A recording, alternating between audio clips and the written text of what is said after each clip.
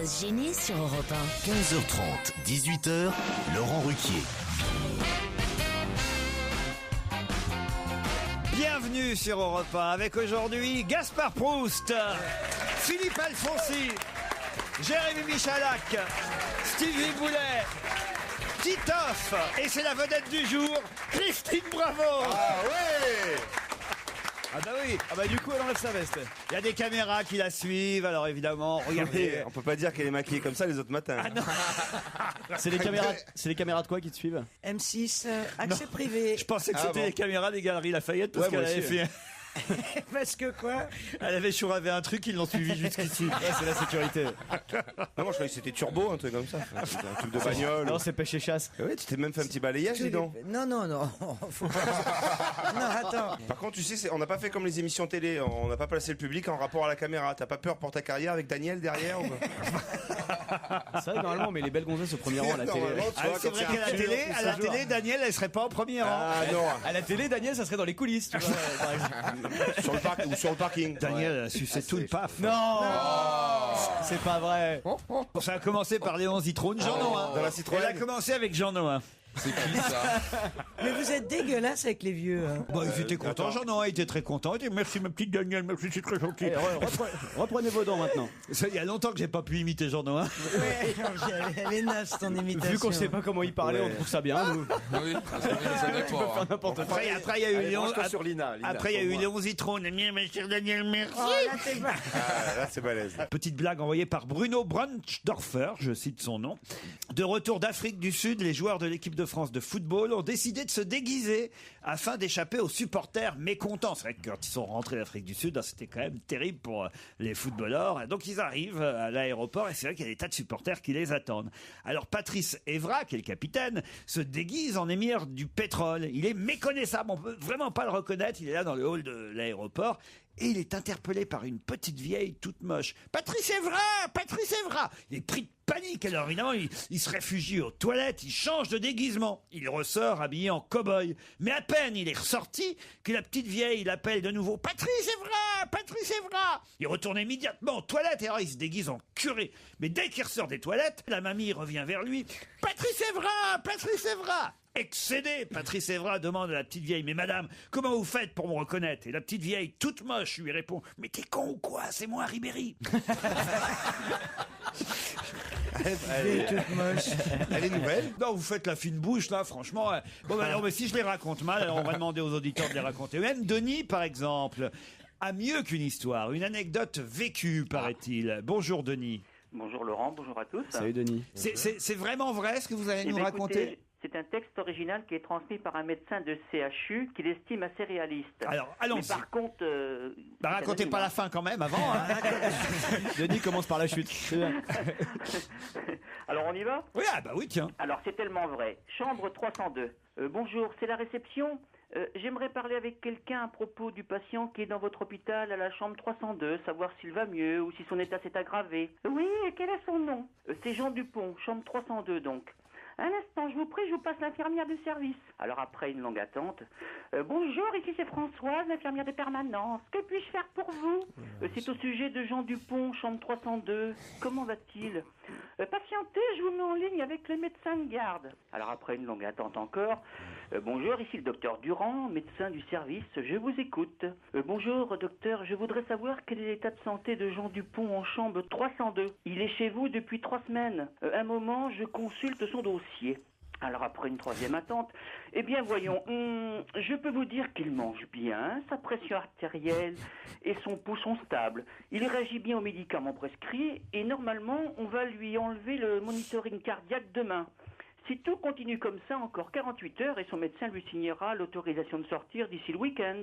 Ah mais docteur, ce sont des nouvelles merveilleuses, je suis ravi, merci.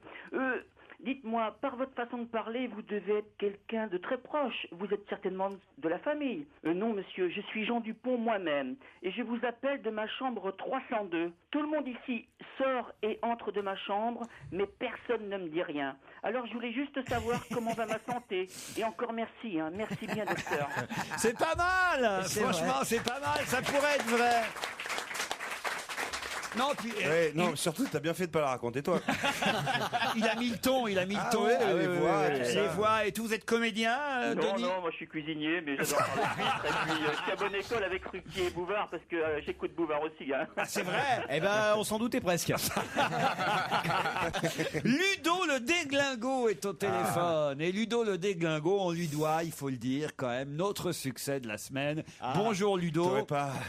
Bonjour Laurent. Puisque c'est vous qui nous avez envoyé cette histoire dont tout le monde parle, y compris la direction de repas qui m'a dit peut-être vous auriez pu éviter cette histoire quand même. C'est l'histoire, t'as grossi de la bite. Je la connaissais pas.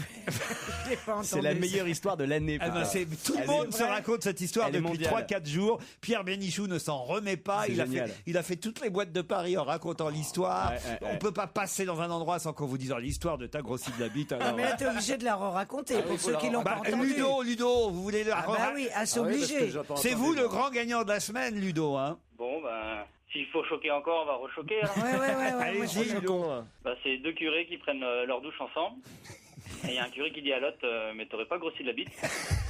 Alors l'autre il dit, bah non, j'ai pas grossi de la bite, non. T'es sûr que t'as pas grossi de la bite? Non, je t'assure, j'ai pas grossi de la bite. Oh, c'est bizarre, on dirait que t'as vraiment grossi de la bite quand même. Non, t'inquiète pas, je rentre toujours dans du 12 ans. Ah non. C'est terrible. Cette Ah histoire- Non, parce que ce qui serait intéressant maintenant que cette histoire a fait le tour du monde, ce serait ça. Qui vous a raconté cette histoire, Ludo? Oh, c'est dans les vestiaires de foot. Ah oui, d'accord. Ah non, mais c'est toujours intéressant de savoir d'où ça vient une histoire drôle, quand même. Dans les vestiaires de foot. Eh ben bravo. Alors vous en avez une autre, Ludo le déglingo. Ouais, mais cette fois-ci on touche pas aux enfants ni aux curés. Ah très bien, parfait. Donc c'est un couple de jeunes Français qui partent en vacances en Espagne. Et le soir venu, le mari demande à sa femme un petit câlin. Elle lui répond, je suis désolé, je suis indisposé ce soir. Il dit que nenni, on va mettre un préservatif. Donc ça fera l'affaire. Ils font le câlin, une fois fini, il enlève délicatement son préservatif et le jette par la fenêtre. Et à ce moment-là, une grand-mère espagnole qui passe, il prend le préservatif, le regarde et dit, ah là là, ces Français, ils ne comprennent rien. Dans le chorizo, c'est la peau qui est le meilleur. Et... Elle est un peu connue. Alors, dégueulasse. Mais il la raconte bien. Et à 15h30, elle fait pas de mal. C'est Ludo le déglingo. Alors, Ah ouais, il y a une bonne ambiance dans cette équipe de foot. Hein. Dis donc. Ah oui, c'est réconcilié avec le sport. alors Ludo, vous m'avez écrit, je suis l'auditeur qui a raconté l'histoire du curé qui avait grossi de la bite. Il me semble que ma blague vous ait vraiment plu, surtout à Monsieur Bénichou. Il fallait vraiment avoir du cran pour la raconter. Merci, c'est pourquoi je me permets de vous solliciter pour avoir 2 places pour le spectacle de Michael Gregorio, car je serai sur Paris le 30 octobre prochain. Eh bien, vous les avez gagnés, Ludo, vos 2 places. Voilà, on vous les offre. beaucoup. Et même en prime, si vous voulez, vous pourrez aller emmerder Gaspard Proust. Je veux bien, ouais. Juste un truc pour nous rendre service. Est-ce que vous pourriez appeler les grandes gueules sur RMC et aller leur raconter l'histoire? Je sais pas s'ils ont autant d'humour que vous, hein. Ah bah, essayez Justement. juste pour foutre la merde. Ouais, c'est ça. On vous remercie, Ludo. On va se gêner sur Europe 1. À tout de suite. Et de 15h30 à 18h sur Europe 1, vous êtes en excellente compagnie. Vous êtes toujours avec Laurent Ruquier, vous êtes toujours avec ses complices et on fait une part belle à vos messages, à vos mails, chers auditeurs. Écoutez bien. Je souhaiterais pousser un cri, m'écrit Mademoiselle Chocolat. Un cri du cœur pour votre chroniqueur le plus bavard. J'ai nommé Gaspard Proust. Et oui, j'aime ce chroniqueur à la voix suave, aux répliques cinglantes, son humour noir qui constitue un royaume désenchanté, le sien sans doute. Gaspard Proust, vous êtes le chroniqueur qui me fait chavirer. C'est signé Lauriane, pseudo Mademoiselle Chocolat. Ce ne sont que des auditrices qui C'est écrivent. toujours la pourtant- même surtout. hein. Ah, Gaspard. Ah, vous la connaissez, elle? Je pense que c'est, je crois. Sarah aussi, vous la connaissez? J'ai 18 Ah, ans. Sarah, non. Je vous 18 ans écoute depuis plusieurs années. Vous rentrez Il est dans du choqué, 18 ans. Ouais, c'est sa taille. J'ai 18 ans et je vous écoute depuis plusieurs années. C'est assez banal comme formule, mais votre émission est un bon air frais. J'aimerais voir et dire tout le monde. Ah ben non, c'est pas pour vous, Gaspard. Voilà. C'est pour monsieur Philippe Alfonsi. Ah bah tiens. Oh, dis donc. Tu vas aller en tôle, Philippe.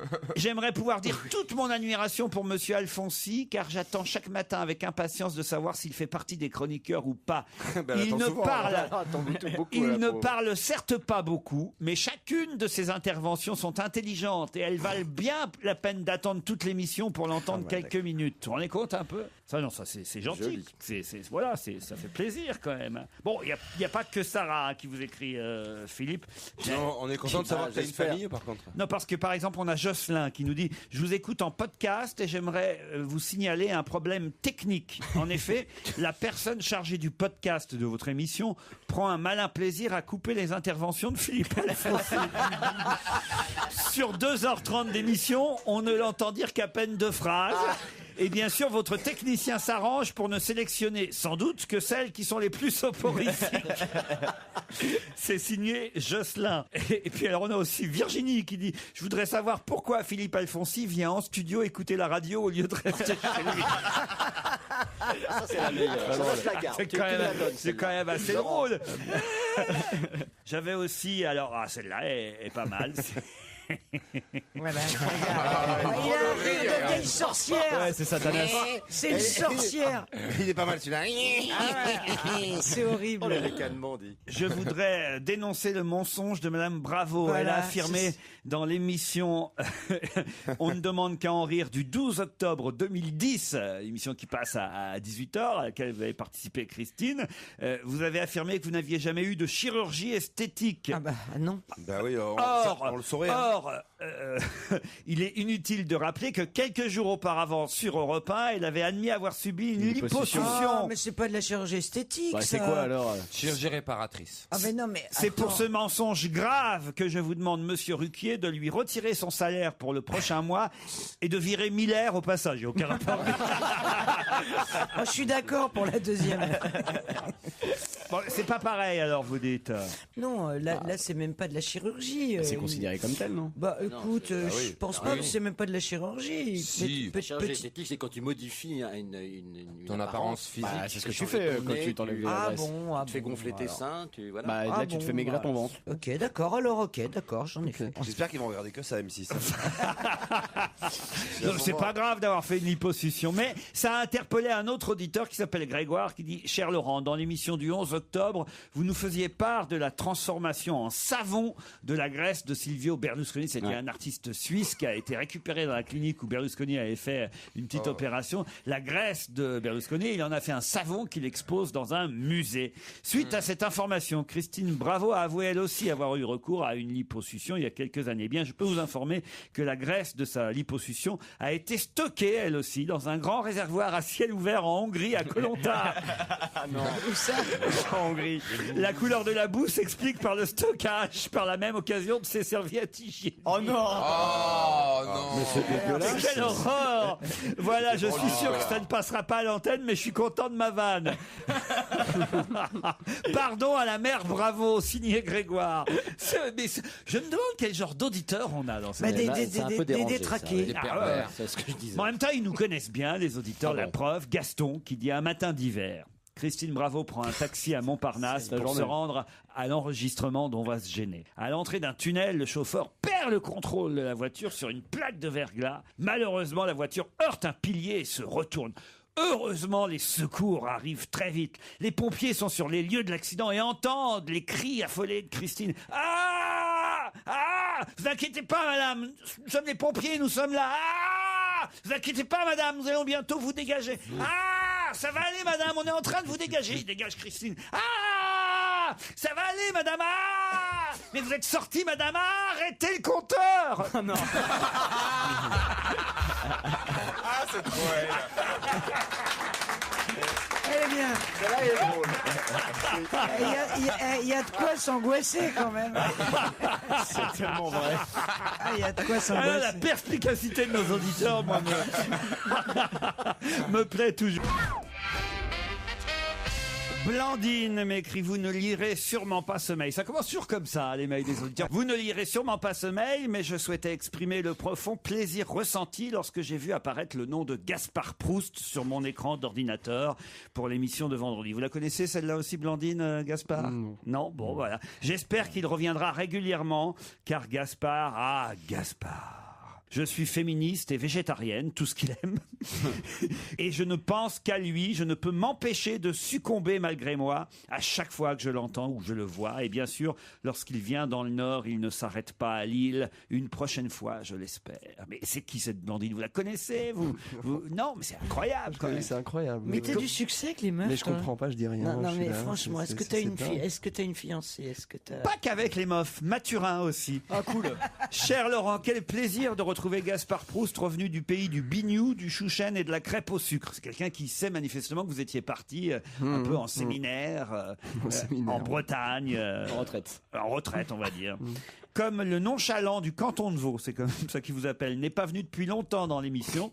Voilà une petite remise à niveau sur les chroniqueurs qu'il va croiser aujourd'hui. Alors, autour de vous, Gaspard, il y a toujours Joujou, que la France déteste. En effet, on aimerait tous être à sa place. Voilà un gars qui a la chance incroyable de passer toutes ses soirées sur France 5 avec Alessandra Sublet et qui trouve le moyen d'être gay, ça nous énerve. À côté, il y a Titoff, présent tous les jours. Laurent croit qu'il arrive à l'heure, mais vu qu'il est mal rasé, qu'il se bourre de Madeleine dès le début de l'émission, c'est peut-être parce qu'en fait, il dort dans le studio pour assurer le coup. Pas loin, nous avons Christine Bravo. Pas grand-chose de neuf avec Christine. Elle a perdu beaucoup de poids, n'a pas perdu ses seins et défend Liliane Bettencourt et son zob en or. Vous aurez reconnu Stevie, le contador de l'émission. Depuis qu'on lui a détecté une infime trace d'intelligence dans les urines, on sait que c'est une contamination alimentaire dans un backroom d'intellectuels. Et enfin, j'ai gardé le meilleur pour la fin. Vous avez en face de vous, cher Gaspard, Philippe Alfonsi. Alors lui, il a essayé le lundi, rien. Le mardi, rien. Le mercredi, rien. Le jeudi, rien. Du coup, il revient le vendredi. C'est une spéciale Philippe Alfonsi aujourd'hui. S'il y a un jour où il peut répondre à une question, ce sera aujourd'hui, vu la collection de blaireaux qu'il y a autour de lui. Bravo à cet auditeur Mathurin. Nous avons au téléphone Franco qui voudrait reprendre mon accent italien. Alors déjà qu'on me reprochait mon accent anglais, Franco, vous exagérez, bonjour. Bonjour. Qu'est-ce qu'il a mon accent italien? C'est très rigolo.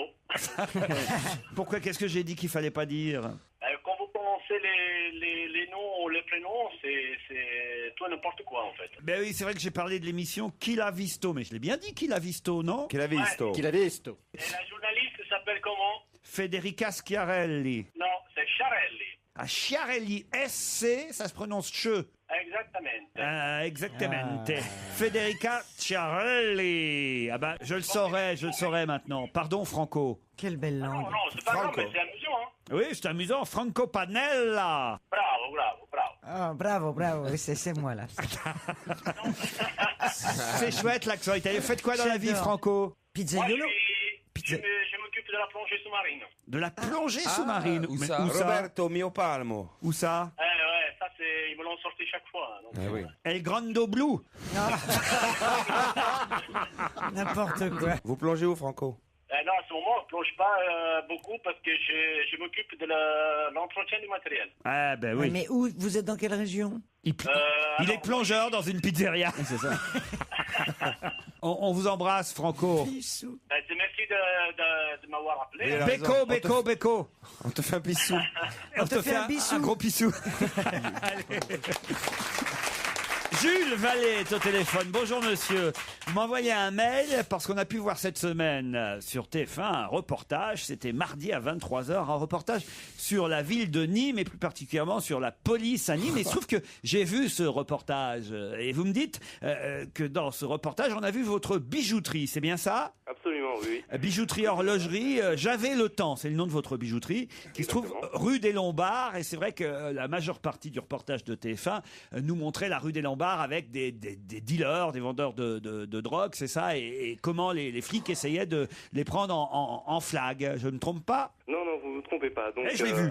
Ce qui a été montré donc dans le reportage de TF1, ils nous ont carrément la BAC de Nîmes avec les services de police nous ont carrément bloqué toutes les rues autour du magasin. Ouais. Ce qui a eu pour effet, bien sûr, donc on n'a vu pas un chat pendant 2 jours. Merci pour le commerce. Et mon coup de gueule surtout, c'est que ce qu'ils ont montré dans le reportage, ça ne reflète mais alors absolument pas ce qui se passe à Nîmes. Ah bon? C'est-à-dire un truc comme quoi c'est la catastrophe, il y a des voyous à tous les coins de rue. Non, c'est pas à tous les coins de rue, c'est tous les 10 mètres. C'est vraiment une horreur, Nîmes. Mais bon, ça, à la limite, on peut faire avec. C'est-à-dire que c'est pire dans la rue que ce qu'on a pu voir dans le reportage. Surtout la rue des Lombards, qui est déjà très connue sur Nîmes pour ça. Il montrait qu'il y avait 4-5 gugus qui étaient à l'angle d'une rue en train de dealer et qui se faisaient malheureusement pincer par la police. Non, ils sont pas 4-5, ils sont au moins 10 ou 15 tous les jours. Et ce qui est bien, c'est que vraiment, ils sont là de 10h30, donc là ils vont commencer à arriver jusqu'à 3h le matin. Donc, ce qui est incroyable dans votre témoignage, parce que moi, quand j'ai commencé à lire votre mail, je me disais, voilà, quelqu'un qui veut se plaindre du reportage de TF1, parce que c'est comme ça d'habitude, pour dire, c'est exagéré, ils en ont fait trop. Et là, pour la première fois, c'est l'inverse. Alors, c'est pour ça que ça m'épate quand même. Bon, ceci dit, il faut pas faire peur à tous les touristes qui viennent profiter du sud l'été. Hein. Non, il faut juste qu'ils évitent la rue des Lombards. Là, c'est réussi, là. Ça donne pour là, vraiment, tu nous as rassurés, là. Il y a des renforts de police, il y a tout. Non, franchement, l'été, c'est une ville très tranquille. Seulement l'hiver, hors saison c'est dingue, ça. Touristique, je dirais, c'est un peu moins ça. Gaspard ? Oui, mais pourquoi vous avez décidé d'ouvrir une bijouterie dans cette rue ? Moi, je veux dire, il faut être un peu idiot. Mais oui, bien sûr. J'ai repris cette bijouterie quand j'avais 18 ans. Tout juste. Et à l'époque, c'était... À l'époque, c'était absolument pas ça. C'était beaucoup plus calme. Oui, puis vous avez eu besoin d'un dealer, et puis voilà, 1, 2, 3. Et en plus, ça tombe bien, un dealer pour une horlogerie. On vous remercie pour votre témoignage, Jules Vallée. Puis une petite blague peut-être racontée par Valérie. Bonjour Valérie. Bonjour. Pour terminer cette première demi-heure de l'émission, une devinette. Qu'est-ce qu'un dinosaure PD? Ouais. Ça alors, non, c'est pas, je crois pas. C'est un tripotalanus. Un tripotalanus. Merci Valérie. Alors celle-là, franchement, je pense que jusqu'au CO2, elle fonctionne, quoi. On va peut-être essayer de terminer par un truc plus léger. Il y a Titoune aussi qui nous dit, c'est Christine Bravo qui rentre dans un rayon cosmétique. Elle interroge une vendeuse. Je recherche un déodorant pour homme. La vendeuse lui dit, un déodorant à boule? Non, c'est pour les dessous de bras. Elle dit. Ça sur les blondes. C'est pas mal. Et enfin, on va terminer par celle-ci, envoyée par Yannick. Un homme a été cambriolé le lendemain. Le commissariat le prévient qu'on a arrêté le voleur et le convoque. L'homme demande au policier, puis-je parler au voleur? Pour lui dire quoi? Écoutez, monsieur le commissaire, il a pénétré chez moi à 2h du matin sans réveiller ma femme. S'il m'explique comment il s'y est pris, je retire ma plainte. C'est pas mal. Continuez à nous envoyer vos meilleures histoires. On se retrouve après les titres de 16h.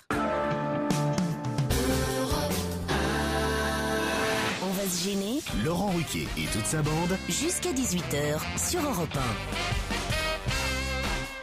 1. Ensemble déjà depuis une demi-heure avec Christine Bravo, Philippe Alfonsi, Stevie, Titoff, Jérémy Michalak, Gaspard Proust.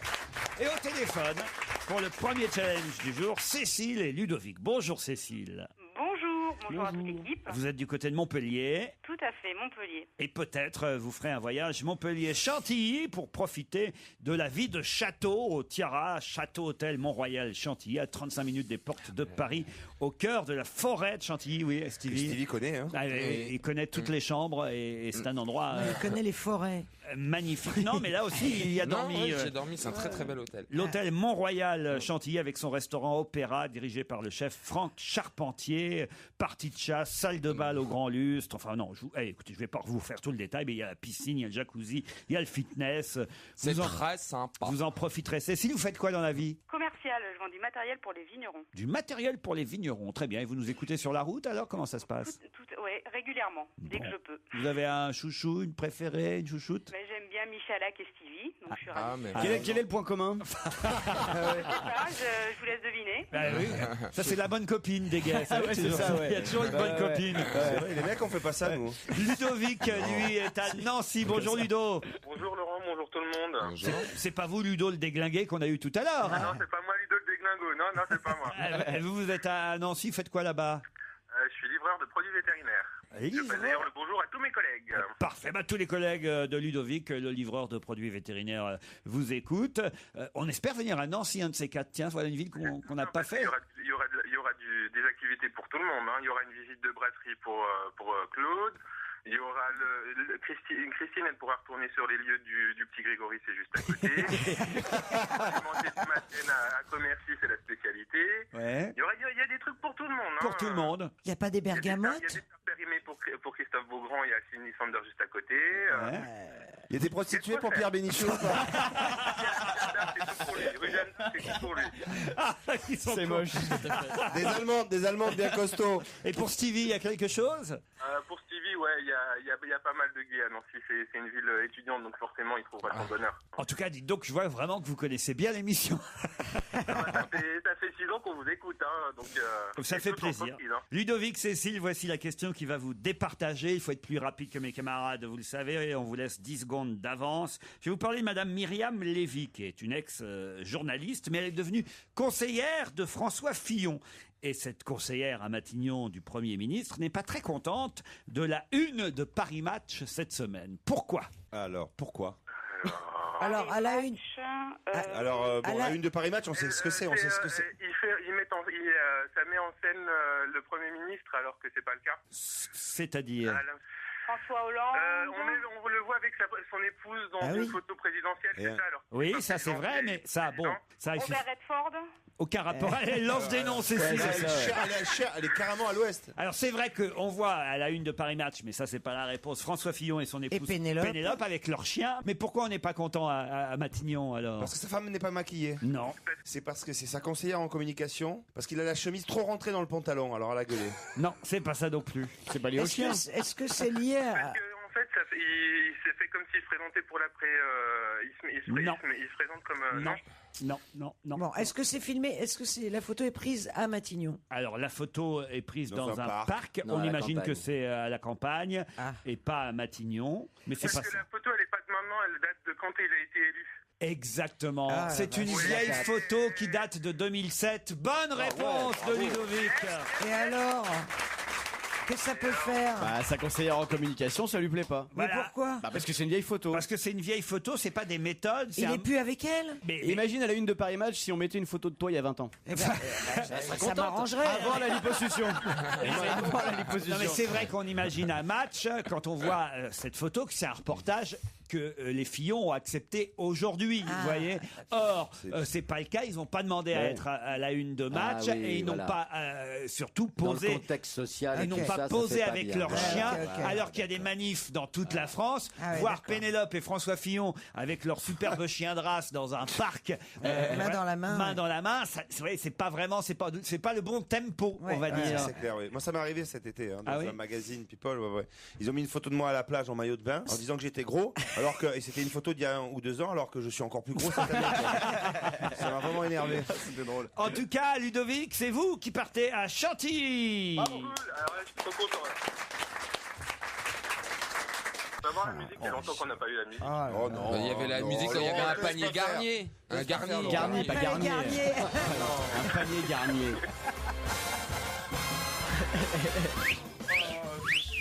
Vous partez, Ludovic, au château hôtel Mont-Royal Chantilly, hôtel du groupe Tiara Hôtel en Resorts. Une nouvelle marque hôtelière internationale de prestige. Le Tiara Château Hôtel Mont-Royal Chantilly est au cœur de la splendide forêt de Chantilly, à 35 minutes de Paris. Une escapade hors du temps. Nous vous proposons la vie de château, la grande époque des ambiances feutrées, des parties de chasse, des salles de bal au grand lustre. Mais tout ça revisité évidemment aux normes du confort actuel. Vous prendrez un repas chez Franck Charpentier dans son restaurant Opéra. 109 chambres, jacuzzi, piscine intérieure, salle de fitness, sentier pédestre. Sentier pédestre. Oh, tu l'as fait exprès. Si elle est là-haut, il y a des sentiers PD. Vous goûterez au prestige de la vie de château à Chantilly. Et en prime, vous irez applaudir ou Gaspard Proust ou Michael Grégorio, car on vous offre des places pour l'un et pour l'autre. Bravo. Merci. Ludo. Quoi? Bonjour. Putain, le bonjour, la musique, les cadeaux, ça commence à faire beaucoup là. Bonjour, juste, Je passe un bonjour à Bénichou et à... Enfin, Bénichou, mon Bénichou, et à Jérémy, mon collègue. C'est qui votre Bénichou? C'est Ben, c'est mon ancien voisin, on l'appelle Bénichou parce qu'il est aussi ronchon. Au revoir Cécile, désolé, vous n'avez pas trouvé? Ben non, oui, je pensais Non, que à le un chien moment donné, était vous mort, étiez mais pas j'ai loin, ça. Robert Redford, tout ça, c'était... Qu'est-ce que vous pensiez, Cécile? Que le chien était mort, mais j'ai pas osé le dire, vous voyez. Ah non, non, le chien est toujours vivant. Non, il y a des thèmes qu'on n'ose pas aborder Mais ici. je veux bien aller voir c'est monsieur Gustave Proust. Monsieur Gustave. Ouais. Gustave Prout. Ouais, Gaspard Parking. Mon cher Gustave. Eh ben là, c'est perdu. Cécile. Le chien, en tout cas, qui est en une de match, est vivant. Non seulement il est vivant, mais on nous dit même qu'ils ont eu un chien qu'ils avaient appelé Giscard. les Non, filles. non, je te crois Si, pas. je vous jure, c'est assez rigolo Un quand très, même. très vieux chien, Un ouais. chien. Qu'est-ce qu'il fait le chien Giscard quand au pied. quand il aboie? Il fait. C'est la première fois que je fais Giscard le chien. Un bon bulldog français. Allez, on vous embrasse, Cécile et Ludovic. On va se gêner sur Europe 1. À tout de suite. Et jusqu'à 18h sur Europe 1, c'est On va gêner avec Laurent Ruquier avec ses complices. On s'amuse aujourd'hui à Europe 1. Vous pouvez évidemment assister à l'enregistrement de l'émission. Je vous rappelle que vous pouvez nous appeler au 3921, 34 centimes d'euros par minute en allant sur ruquier.europe1.fr. Geoffrey, 16 ans, est en photo dans Le Parisien, alors qu'on ne le voit nulle part ailleurs. C'est une décision qui a dû prendre la direction du journal, mais qui est Geoffrey? C'est un jeune manifestant, genre un lycéen, quelque chose comme ça? Oui, c'est vrai. Bah oui. Vous n'avez pas pris une baballe dans la tête? Non, c'est celui qui a Non, c'est l'œil, le président qui de s'est pris- l'UNEL. Mais non, il a pris un flashball dans l'œil. Geoffrey, 16 ans, est le garçon qui a été blessé en marge d'une pauvre, manifestation près de son lycée en Seine-Saint-Denis à Montreuil hier. Et effectivement, c'est assez, je dois dire, assez terrible cette photo. Le Parisien la montre, la photo de Oh, le pauvre Geoffrey. gamin. Non, c'est vrai, j'ai dit la baballe, c'est pas très drôle en fait. Parce que ça, le pauvre, C'est une flashball, comme on Ils sont dit. tarés de tirer dans la tête Mais- comme ça. Christine, Mais écoutez, j'ai l'impression, je vais faire le dinosaure, mais j'ai l'impression que vous découvrez ça. Et si Miller était là, il vous dirait, comme moi, que pour avoir moi galopé à 17 ans dans les rues de Paris, sous Pandro et tous ces mecs-là, on avait donc des CRS à moto, l'un tenant une barre de fer à l'arrière, et on était dans un état enfin, bien pire que... sauf mais- que ça avait donné Malik Oussekine, Oui, souvenez-vous. Oui, aussi, absolument, la ça avait Slovaquie, oui. conduit à Malik Oussekine, mais avant d'avoir ce drame et de ce jeune homme qui avait été tué, on ressortait des manifs blessés, amochés. On a l'impression qu'on découvre ça. C'est-à-dire L'histoire qu'effectivement, depuis quelques années, les jeunes manifestaient dans Paris, il se passait rien, les CRS restaient très très loin. Et d'ailleurs, quand il y avait des débordements avec de la racaille de banlieue qui pétait toutes les vitrines, personne disait rien parce que les flics disaient « Ah, mais nous, on veut pas blesser les jeunes hein. », ce qui était d'une connerie, mais c'était d'une démagogie absolue. Et oui, une manifestation, c'est dangereux. Vous le découvrez, et d'ailleurs, c'est pour ça qu'on C'est on pas prenait des risques. obligatoire que ce soit dangereux, pardon de vous C'était interrompre. mais- dangereux dans le temps. On sent un gouvernement aux abois qui risque de retomber dans ses travers. Alphonse, si vous vouliez dire. Parce que lui aussi, Non, tu je voulais dire que l'histoire des tirs tendus, parce que c'est ce qu'on appelle les tirs tendus, Voilà. c'est on tire au niveau des visages. Bon, c'est une vieille histoire. Hein. Mais il y a oui. très très longtemps que les CRS font des tirs tendus, Mais alors que bien c'est sûr. parfaitement interdit. Il y a eu ce jeune garçon qui a reçu le flashball dans l'œil, mais quelques jours avant, il y a eu un autre qui a reçu une grenade lacrymogène sur la tête et qui lui a fracassé le crâne. C'est beaucoup plus grave encore. Bon, c'est excessivement dangereux les tirs tendus. C'est interdit, mais bien évidemment dans la chaleur des affrontements, eh ben, vous empêcherez jamais les flics. Alors, toute tirer la comme ça, polémique sur est-ce que les jeunes, c'est normal qu'ils manifestent contre la réforme des retraites ou est-ce que c'est pas normal? Alors, votre avis là-dessus C'est normal, oui, c'est normal. Non, pas tellement. D'ailleurs, vous savez, c'est pas tellement la retraite qui les amène dans la rue. Hein. C'est curieux. Moi, j'ai entendu des gosses qui étaient interviewés et qui disent des choses très justes. Ils disent, attendez, on veut laisser les vieux travailler jusqu'à 62, 67 ans. Et nous, alors, quand est-ce qu'on va pouvoir bosser? Ils nous bloquent le travail. C'est ça le réflexe des jeunes. C'est qu'ils posent le problème d'une façon beaucoup plus intelligente, beaucoup plus générale. C'est-à-dire que le problème est un problème de travail d'abord avant un problème de retraite. Et alors, il y a l'histoire à mourir de rire de la réplique ils se sont saisis de la connerie, une de plus, de notre chère Ségolène, qui a appelé les jeunes à... Ah c'est non, pas alors à là, elle. attendez, je vais Attendez. encore obligé de la défendre. Mais oui, mais attendez, moi aussi je veux la défendre. Parce Je que veux dire c'est absolument une manipulation totale. Mais Elle voilà, n'a jamais appelé les jeunes à descendre dans la rue. Mais jamais, au grand, jamais. On a coupé sa phrase. Exactement. Voilà. Une fois de plus, c'est de la On a manip. coupé. Simplement, il manque dit, Laurent, c'est vrai que c'est de la manip, mais il manque dans sa phrase, il manque un mais.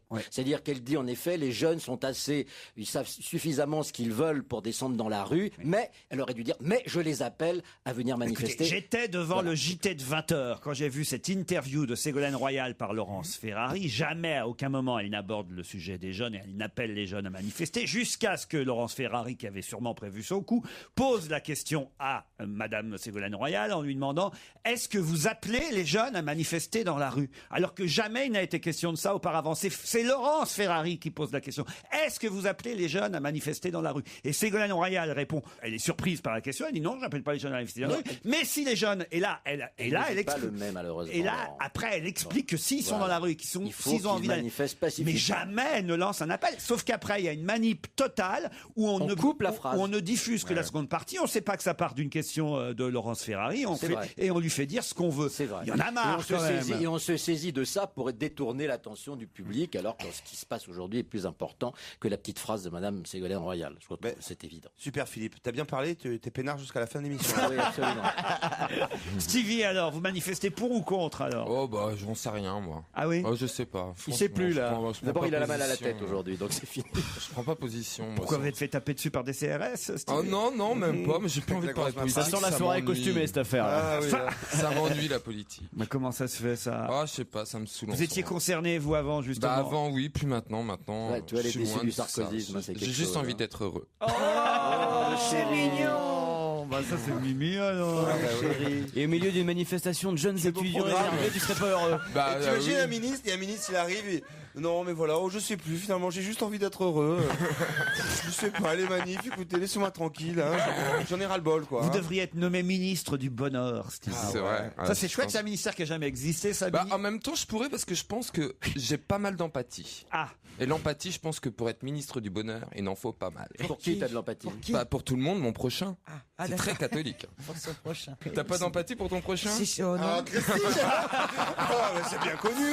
Tu m'as dit, attends, c'est bien quelqu'un. Tu en as bien une. Christine, elle est ministre du malheur, elle. Une vraie philanthrope. Non, pas du tout du malheur, mais j'ai pas d'empathie. Non, elle est ministre du bonheur personnel, Christine. Pour mon prochain, pour mon prochain mec peut-être, mais pas pour mon prochain. Bon, allez. Bah où vous en êtes d'ailleurs? Profitons des caméras. Ah oui, c'est vrai. non. Moi, je te verrais bien avec une femme. Franchement. Je te jure. C'est bizarre, c'est sur toi qui dis ça, Stevie. Mais non, mais je sais pas, je trouve qu'elle serait vachement plus heureuse. Parce que Christine est un mec. Ouais, puis ça fera un mec de libre en plus, quoi, c'est ça. Non, on n'est pas sur la même catégorie quand même. Une autre question. Un vendeur ambulant devant les galeries Lafayette. C'est marrant parce qu'on nous dit stationner. Pour moi, ambulant, on n'est pas stationné Oui, quand c'est on le est. principe, Enfin bon, peu importe. Un vendeur ambulant stationné devant les galeries Lafayette en a écoulé plus de 300 samedi dernier. Oh la vache. Tant ça a du succès aujourd'hui dans les cours de récréation. De quoi s'agit-il? Et là, on va voir ceux qui sont un peu au courant, qui ont des enfants, des neveux, des nièces, qui savent un peu. Alors, c'est qu'est-ce des qui- POG? Non, pas des POG. Oh, les POG, t'as connu toi? Bah oui, j'ai connu les POG. T'as joué au POG? Bah non. Non, j'ai Bah, pas elle a joué une aux fille, POG. Mais non, mais mes Ah, mais enfants. carrément. Et le ministre du bonheur, il débloque complètement. quoi. Alors, on l'appelle comme ça l'époque, maintenant. quoi. Et les babies? Alors, c'est quoi? Des babies. C'est quoi des babies? Ah, bah c'était aussi quand j'étais gamin. C'était mais les c'est Non mais là fini, là. c'est samedi aujourd'hui, dernier c'est alors. aujourd'hui. Vous Oui, mais étiez ça pas- peut revenir parce que des fois ça revient comme les billes. Non. Des fois ça Ah, part c'est et vrai. ça revient. Vous avez C'est, raison. Comme les cartes Panini, c'est ça comme- part, ça revient. C'est comme un revient. tout petit rien. C'est une chanson populaire. C'est ça. Il y avait les C'est vrai. totoches aussi. C'est vraiment le ministre du bonheur, quoi. Dans ses phrases, il cite, tu vois, Claude François. François, tout ça. Un vendeur ambulant en a vendu 300 sachets. Ah, c'est des sachets. Ouais. Cocaïne. Ah, De Scooby-Doo. la cocaïne. Non, non, non, non, non. Ça fait fureur, les jeunes adorent ça. Ah ouais, ça revient fort. Chaque paquet en contient 20 et se vend 3 €. C'est des cartes. 3 € les 20 paquets dans un sachet. Et on en vend que devant les galeries Lafayette ou il y en a partout? Sur des pins? Oh bah ça se vend partout puisque Des c'est autocollants? non, c'est partout en France D'accord. que ça a un fait succès. fureur. Comme on le dit souvent, ça me fait toujours rire ce genre d'article. Il va falloir qu'à un moment donné quand même qu'ils arrêtent les journalistes avec l'expression utilisée pour les têtes blondes. Têtes blondes, c'est les... Chère tête blonde. Ah, ah c'est ouais. les écoliers. Alors, C'est ça, il y a un côté Vichy, tu sais. on n'en peut plus des têtes blondes alors. Ah, des faux tatouages. Non, non, non, non, non. Mais c'est vrai que c'est plutôt pour la tête. lunettes d'ailleurs. C'est contre les poux. Non, pas contre les poux. C'est des trucs, C'est fou. des trucs que tu te mets dans les cheveux, là, des petites boules que t'accroches, genre Des barrettes. un peu tresse africaine. Les genre. perles. Pas des barrettes, pas des tresses. Des dreadlocks. Pas des dreadlocks. Ah, des foulards. Non, pas des Ouais, bien foulards. sûr, des niqabs, ouais, ça fait fureur. Mais non, mais tu sais comme on avait des Pour nos bandanas. têtes blondes. Ça peut faire bien. Des niqabs. Des niqabs. Des oreillettes. Des oreillettes. Non. Ah bah manifestement vous n'êtes pas au courant. Hein, Des c'est lunettes. nouvelle mode. Ah, des comment ça s'appelle? Des Dans les bonnets. oreilles. Des bonnets. Oui. À 3 € le sachet. Dites donc en plus 20 bonnets par sachet serait pas mal. Hein. Alors c'est de la poudre pour se colorer les cheveux. Non. Il y en a en forme de kangourou, en forme de milkshake, en forme slips. de lionceau. Des quoi? Les slips kangourous. Non. Attends, ça forme fait de fureur lionceau. chez les garçons ou chez les filles ou chez les deux? Protège-oreilles. Plutôt chez les filles. Hein. Protège-oreilles. C'est du Des maquillage. barrettes. Pas des barrettes. C'est du maquillage. On est tout près, mais Des c'est... cerceaux, des bandeaux. Non. Des serre-têtes. Non. Oh, Des chouchous, les chouchous. des chouchous, des élastiques. Des élastiques. Bonne réponse de Stevie Boulet. Alors attends, s'ils sont particuliers. Alors non, ces j'ai vu élastiques. ça, je savais ce que. Non, c'est des bracelets. Non. C'est les élastiques, je sais parce que Ce j'ai. sont des élastiques en forme de kangourou, en forme non, mais c'est pour le d'animaux. poignet, c'est pour le Comment ça, poignet, des Laurent. Non, ils se mettent ça dans les cheveux pour nouer les cheveux de nos têtes blondes, ou c'est vrai, vous avez raison, ou parfois en bracelet. Voilà, je sais, Regardez, j'invente pas, j'ai les photos. Ça fait fureur en ce moment dans les cours de récréation. Nos têtes blondes adorent ça. Alors, il y a un truc qui en plus, c'est que ça a la forme d'un animal ou enfin d'une forme, peu importe. Mais une fois que tu l'as autour du poignet ou C'est un dans les élastique cheveux, c'est un normal. élastique normal, quoi. Donc, c'est une grosse fallait arnaque. vraiment avoir l'idée. Et je savais, mais j'étais un peu rendu en erreur. Mais avec, quand tu l'enlèves de tes cheveux, ça redevient un petit animal, j'imagine. exactement, voilà. Mais comment c'est ça Et ils se se fait les échangent. Bah, c'est un tout élastique, ça. imbécile. Bah oui, mais pour que ça reprenne la place. Bah, c'est un Eh ben, élastique. c'est un élastique. Quand tu- Bah oui, bah je suis pas conne. J'ai bien compris que c'était un élastique. Mais quand tu mets un élastique et que tu mets une grosse touffe. Monsieur le et que ministre t'écartes, du Bonheur, calmez-vous, Et que tu, à un moment l'élastique il se dilate. Et ben vous savez bien que quand ça se dilate, ça revient après. Oh, ça y est. À la forme initiale. bah oui, Oh des merde, alors on se retrouve avec d'autres questions dans un instant. Quel monument français a accueilli aujourd'hui son 8 888 888e visiteur? Le Grand Palais. C'est le monument français le plus visité du moment. Stylé. Non. Ah bah moi j'aimerais, tu penses. Marmottan. Le musée Marmottan 8 pour millions l'expo de Claude visiteurs. Monet, non. je 8 sais millions de visiteurs, ce serait. Habituellement, c'est la Tour Eiffel. Non, c'est pas la Tour Eiffel. Mais Versailles. habituellement, D'habitude, oui. Versailles non plus. Ah, c'est dans Paris. Non. Ah c'est pas dans Paris. Attends, il y a un Le monument. Mont Saint-Michel. Et attention, ce n'est ouvert que depuis le 1er mai dernier. Ah Georges. Oh non. C'est quand même assez incroyable. Hein. C'est ouvert depuis le 1er mai dernier et c'est le monument français le plus visité du moment. 8 888 888 visiteurs. Est-ce C'est que un bâtiment ancien? Non. c'est nouveau, Donc donc. c'est moderne, donc c'est quelque chose. Ça, c'est qui a ouvert été le 1er mai construit. dernier, je vous dis. Oui, mais enfin, ça aurait pu être Ah, c'est genre le Louvre à Dubaï ou un truc dans ce genre. Non, mais on se Ah non, rapproche. c'est à Metz. Non, On se rapproche de Dubaï. C'est en France. c'est pas en France. Mais voilà, c'est pas Ah, en France. le pavillon français en Chine. à Shanghai. Excellente réponse de Stevie Boulet, bravo. Ah bah voilà pourquoi il y en a 8 millions. Eh ben oui, ben, Bah, il y en a déjà 8 millions qui passent devant par jour. Par jour. Ça marche pas si bien. Ça marche pas si bien que ça. en Ouais, fait. ils vont Si ça pas se les trouve. mecs. Mais il y a quoi dans ce pavillon en le fait pavillon français à l'exposition universelle de Shanghai a un succès fou quand même. Mieux que la Tour Eiffel, 5,3 millions. Mieux que le Louvre, 4 millions. C'est le monument le plus visité de... Oui, mais par rapport aux autres oui, pavillons oui. étrangers. Ah, ça, c'est une bonne question. Voilà, Hein. c'est ça qui est intéressant. Mais quand même, si, c'est le plus visité devant le pavillon de la Chine et du Royaume-Uni. Qu'est-ce qu'il y a dedans? Qu'est-ce qu'il y a à l'intérieur? Bah, j'imagine qu'il y a des produits de luxe français. Ah, qui ouais, sont c'est- Bon posés. savoir-faire français surtout. Et voilà, le savoir. Regardez le ministre du Bonheur. Non, mais c'est Merci, vrai. monsieur le ministre. Monsieur le Savoir ministre, vous faire êtes vraiment français. épatant. Non, et puis, non, mais il faut savoir que les trucs comme Carrefour, etc., ils sont vachement développés en Chine, etc. Oui, Ils sont vachement accros à tout ce qui est français. Ils adorent tout ce qui est français, les Chinois. C'est peut-être pour ça qu'ils ont autant de succès. Enfin, qu'il a autant de succès. C'est pavillon. Putain, j'arrive pas à parler. Non, non, alors tais-toi. Maintenant, nous, on voit pas la différence. Non, parce qu'à chaque fois que je parle, je sens les battements de mon cœur qui m'écartent les tempes. Oula. C'est beau comme ça parle un ministre du Bonheur. À chaque fois que le ministre du Bonheur parle, le battement de son cœur arrive jusqu'aux tempes. Ah, c'est beau, hein. C'est beau, On va pas Stevie. tarder à avoir une chanson de Francky Vincent pour son ministère. hein. 5 sur 33. 33, c'est le nombre de mineurs chiliens qu'on connaît tous maintenant. On les a vus en long, en large, en photo. Ils vont bientôt pouvoir rentrer chez eux. Là, ils sont à l'hôpital. Mais sur les 33, il y en a 5 qui ont un point commun. Ils sont cocus. Ils sont cocus. Non. Ils avaient des maîtresses. Exactement. Leur infidélité a été rendue publique pendant leur Génial. séjour sous terre. Bonne réponse de Christine Bravo. Et c'est ceux qui ne voulaient pas remonter. 5 sur 33, voilà. Ils voulaient pas remonter. Et c'est le fameux Yoni Barrios, c'est son nom, qui avait ces deux femmes, son épouse légitime et sa maîtresse qui l'attendait. Bah, finalement, hein, c'est la maîtresse qui a gagné. Non. Ah, si. Non. Il a C'est-à-dire été accueilli mercredi au sortir de la mine par sa maîtresse. Elles étaient toutes les deux à se disputer qui serait là. Elles en étaient venues au point pour les beaux yeux du mineur.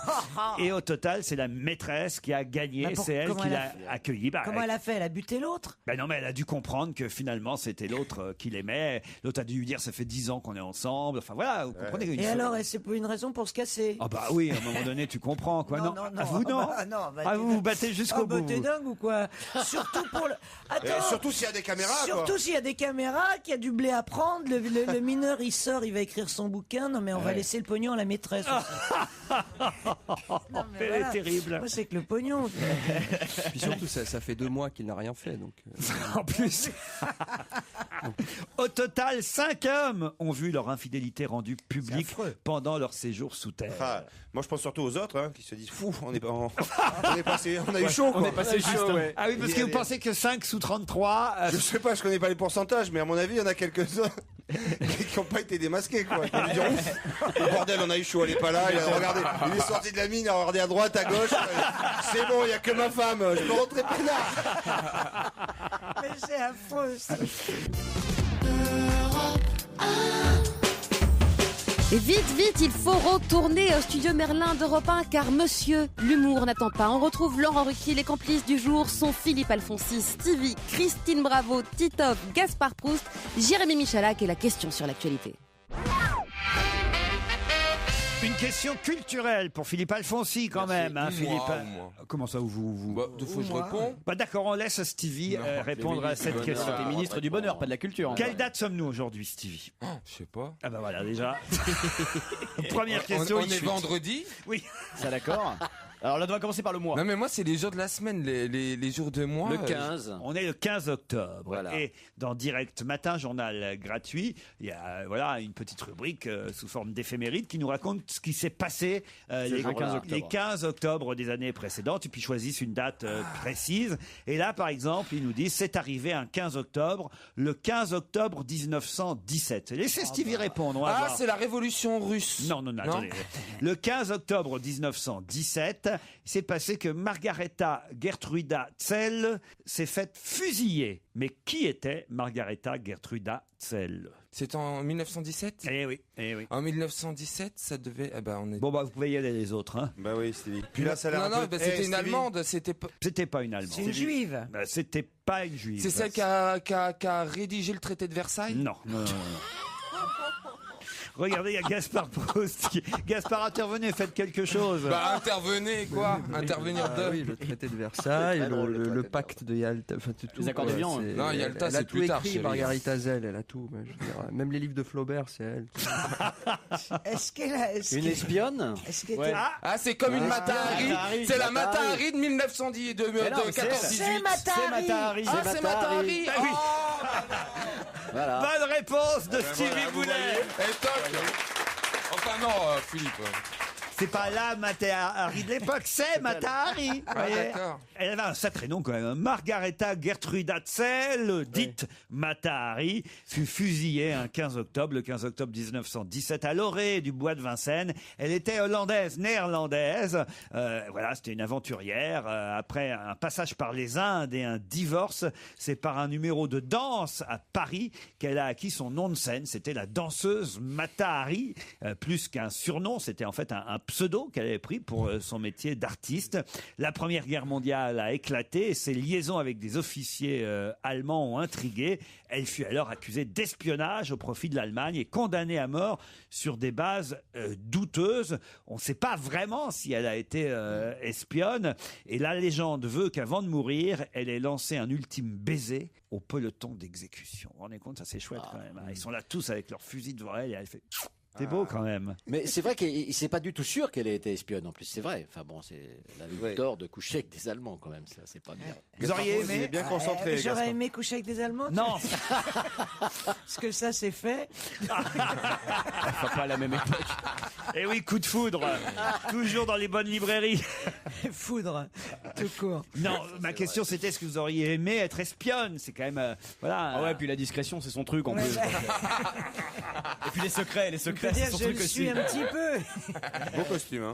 C'est vrai que vous savez Si pas. l'espionne, c'est répéter tous les secrets qu'on entend, je suis une très bonne espionne. C'est vrai. Si c'est garder un secret, en revanche. Ah bah, t'es plus une espionne si tu gardes le secret. Mata arrive. Connaissiez-vous? Non, parce que Gaspard, c'est bien gentil de reprendre Stevie, de vous moquer de lui et ceci et cela. Mais enfin, est-ce qu'au moins vous connaissiez Mata Hari, vous? Pas du tout. Pas du tout, je découvre. Je n'ai jamais entendu parler. Mata Hari, celle de 17. Oui. Moi, je connaissais Marie-Gertrude Zell. Oui. Mais je connaissais pas son pseudo, en fait. Ah, vous la connaissez sous son vrai nom, en Mais fait. je voulais pas le livrer tout de suite parce qu'après ça aurait humilié toute la table et ça fait pas partie de mes prérogatives, je trouve. Bien sûr. Parce que moi j'aime apprendre aussi, vous voyez, Oui. je suis très très apprenti. Comment? Mais là j'ai le cœur qui monte aux tempes. Et En tout cas, toi, je comme ne sais plus très bien. Comme ministre du bonheur, toi, c'est râpé, hein, je te le dis. Parce que je te vois, Mais moi je suis j'adorerais déprimé. écrire le programme du bonheur pour Stevie, puis je serais le ministre qui irait porter la bonne parole. tu serais Allez, ça- on s'encule tous, tout ça. tu Enfin, je veux dire. Tu serais sa plume en fait, c'est ça? On peut dire ça. Mais tu sais, par rapport à Sarkozy, je tu sais où il se la met la plume. C'est ce que j'allais te dire, voilà. Et la lui, je plume préfère au- un stabilo. Hein. Ces trois frères et sœurs.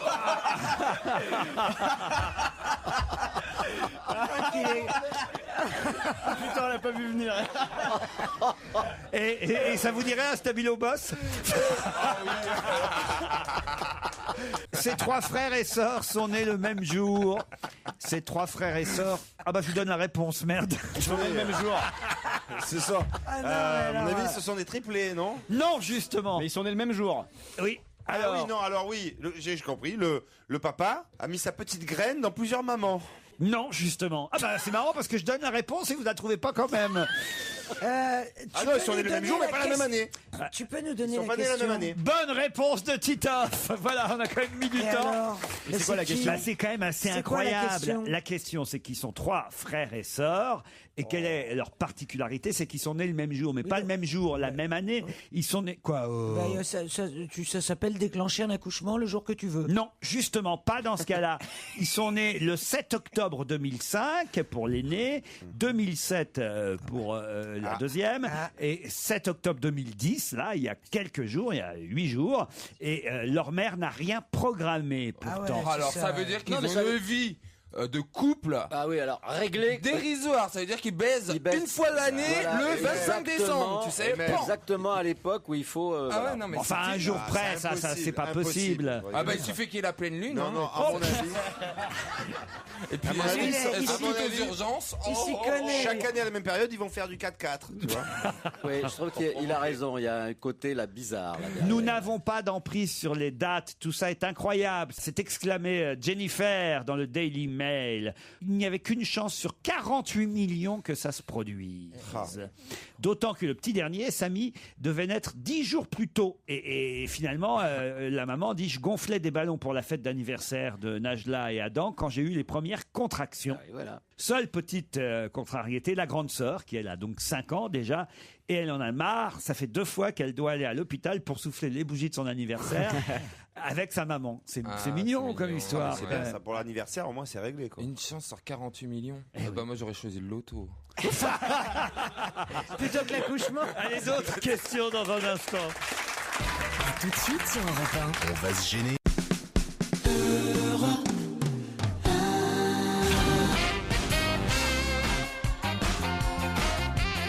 16h52 sur Europe 1, merci de votre fidélité. Georges Wolinski, célèbre dessinateur pour la presse, notamment pour la revue Harakiri, aime à dire que l'humour est le plus court chemin d'un homme à un autre, et c'est ce qu'on vous propose en pratique tous les après-midi sur Europe 1, puisque de l'humanité et de la plaisanterie, c'est le cocktail des après-midi. On va gêner, présenté par Monsieur Laurent Ruquier. Une question peut-être un peu parisienne, mais qui devrait amuser toute la France, je l'espère en tout cas, puisqu'elle concerne les voies sur berge à Paris. Vous savez que, évidemment, la mairie de Paris souhaite les rendre, une partie en tout cas, pas toutes, mais les rendre piétonnières, que c'est tout un débat. Madame Rachida Dati veut évidemment, elle, que les voies sur berge, qui sont justement dans son arrondissement, le 7e, restent ouvertes à la circulation et aux voitures.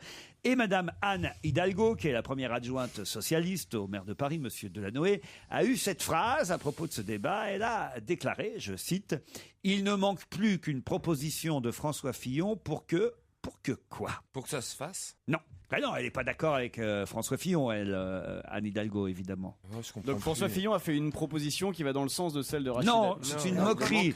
D'accord. La majorité, en tout cas de gauche, à la mairie de Paris est pour les voies sur berge piétonnes, alors que la minorité actuelle, les conseillers municipaux de droite, eux, sont pour que les voies restent ouvertes à la circulation. Alors, là, j'ai compris donc que Fillon, par exemple, bétonne la Seine et qu'on fasse une autoroute à la place de la Seine. Pas loin, c'est dans ce genre-là. Mieux que ça. Un aéroport dans Paris. Mais non, réfléchissez un peu. Elle est drôle sur cette phrase, Madame Hidalgo. Elle connaît bien François Fillon. Alors qu'est-ce qu'elle dit? Elle dit il manquerait plus qu'une proposition. Un truc avec de la Formule 1, qui a un circuit de Formule 1 dans Paris. Bonne réponse de Jérémy Michalak. Voilà ce qu'elle dit. Elle dit il manquerait plus qu'une proposition de Monsieur Fillon pour que les voies sur berge deviennent un circuit de Formule 1. Voilà ce qu'elle dit, évidemment, parce que c'est vrai que Fillon est un passionné de voitures, mais elle dit pas ça par hasard. Pourquoi elle dit ça aussi, à votre avis? Parce qu'il est passionné par les 24 heures. Pas seulement, il y a une deuxième raison. Oui, parce qu'il en est question justement de faire construire une piste de non, Formule 1. Il y a une autre raison. Super bagnole. Mais non, plus politique. Voyons, réfléchissez. Ah bah ça le mène directement à l'Elysée. Mais non. Ça ferait Matignon, comme l'Elysée, la grande Pardon, ligne droite. ça ferait comme Monaco, donc l'image, les riches, tout ça. Non. L'autre raison. Oh, écoutez, alors vraiment, vous savez pas analyser les articles et les déclarations des politiques. Je suis très déçu. Vous savez très bien que si François Fillon Parce qu'il peut devenir maire de Paris. Ah oui, maire de Paris. Il veut devenir maire de Paris. Voilà, parce que François Fillon, s'il quitte Matignon, on imagine que parmi les destins possibles, outre la présidence de l'Assemblée nationale dont on parle, il y a aussi la mairie de Paris qu'il pourrait viser. Voilà pourquoi Madame Anne Hidalgo, alors que François Fillon fait absolument pas partie de ce débat sur les voies sur berge, paf, elle tacle en même temps la droite et son éventuel futur adversaire, puisqu'on dit que ce serait elle, la candidate à la mairie de Paris aux prochaines municipales. Elle en profite pour tacler son prochain adversaire éventuel. Faut réfléchir un peu quand on lit des déclarations les uns et les autres, là, quand même. Christine, Stevie. Christine, elle en a marre de ce Paris, là, qui est en train de se transformer en zone florale. Non, mais ça va, quoi. Fermer les voies sur berge, ça va être une catastrophe pour la circulation. C'est déjà une catastrophe. C'est déjà. Alors à ce moment-là, on ferme les voies sur berge, très bien, on fait des rues piétonnes, mais on laisse tous les banlieusards en rade aux entrées de Paris, avec des parkings gratuits, évidemment. Et des transports en commun qui marchent, qui sont pas surchargés. Et alors là, d'accord, on commence à transformer Paris en un jardin. Moi, je suis désolé, je trouve ça très bien que mais oui, quand on va dans des capitales, mais ça c'est des trucs de riches, ça. Mais pas du tout. Quand on va dans des, justement pas, parce que les riches ils se tirent de Paris pour le week-end. Alors franchement, désolé, mais si vous allez à Paris plage, croyez-moi, c'est pas des riches qui sont qui en profitent. Alors c'est une connerie ce que vous dites. Je vous jure, les riches ils sont pas à Paris le week-end. C'est ceux qui prennent le taxi. Si vous allez dans le 16e, dans le 17e, dans le 8e ou dans tous ces arrondissements-là, le week-end, il y a toutes les places pour se garer parce que tout le monde est parti. Ça, c'est vrai. Je te parle de la semaine. Alors, c'est donc pas pour les riches que Paris deviendrait piétonnier. Ce serait pour le plaisir, justement, de ceux qui n'ont pas la chance de pouvoir partir, contrairement à ce que vous pensez. Non, je suis pas d'accord. Mais oui. Ça c'est- va paralyser c'est- Paris. C'est toujours celui qui. Ça, alors voilà, c'est le vieux J'ai pas de truc. bagnole, C'est le là. vieux truc de quelqu'un qui aime bien quelque chose chez les autres, mais pas chez soi. Bah, toujours. J'aime rien c'est- chez c'est les le- autres. Si, Ouais, si, quand, chez les si, parce que quand Je vous. n'y vais pas chez les quand- autres. Mais non, mais je vous parle que quand vous voyagez, quand vous allez dans des grandes villes à l'étranger, vous êtes ravis, ouais. vous êtes ravis de voir des rues piétonnes, des endroits où on peut se balader, où c'est ai tranquille. rien à foutre, D'un seul coup, parce que ça touche votre petite voiture, là, vous voulez Mais plus que j'ai ça se pas de fasse. voiture, qu'est-ce que tu m'emmerdes Eh ben alors pourquoi vous Mais c'est râlez toi, mais qu'est-ce que tu nous emmerdes alors si t'as pas de voiture? Vous n'êtes pas d'accord d'avoir un endroit où vous pouvez faire du roller le dimanche comme ça Tu vas aller faire du roller, toi, le dimanche. Non, pas moi, je vous dis, moi je me tire. Allez, on se retrouve après les titres de 17h. On va se gêner. En semaine à partir de 15h30 et le week-end dès 16h. Laurent Ruquier et toute sa bande, 7 jours sur 7 sur Europe 1, bien entendu.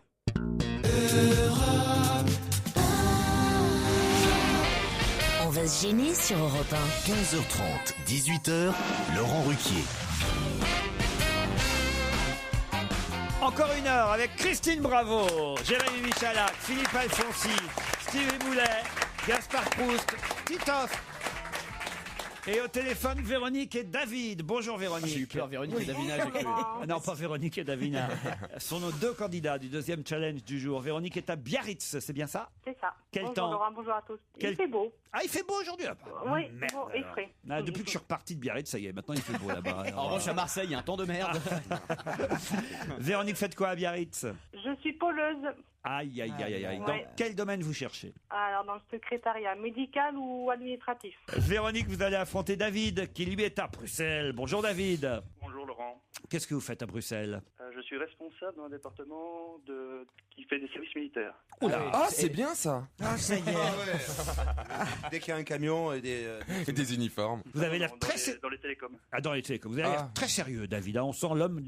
Oui, Sans le militaire, quoi. Et ça vient d'où cette joie de vivre? C'est à mon avis le ciel gris de Bruxelles. Ah oui, Eh d'accord. oui, ça se passe pas très bien en Belgique en ce moment. Hein. Bah, ça se passe jamais très bien, mais bon là.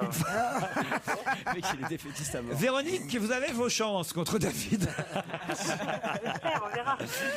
En jeu, un week-end à Bandol, l'hôtel 4 étoiles, Talazur, l'hôtel L'Île Rousse vous attend 2 jours, 2 nuits en demi-pension au cœur de ce pays magnifique avec les calanques, la baie de Rennes-Cross, la piscine à débordement, enfin je vous en passe. Rennes-Cross. Pardon? Rennes-Cross. Rennes-Cross et Rennes-Cross. Oui, si tu veux, ça c'est en Espagne.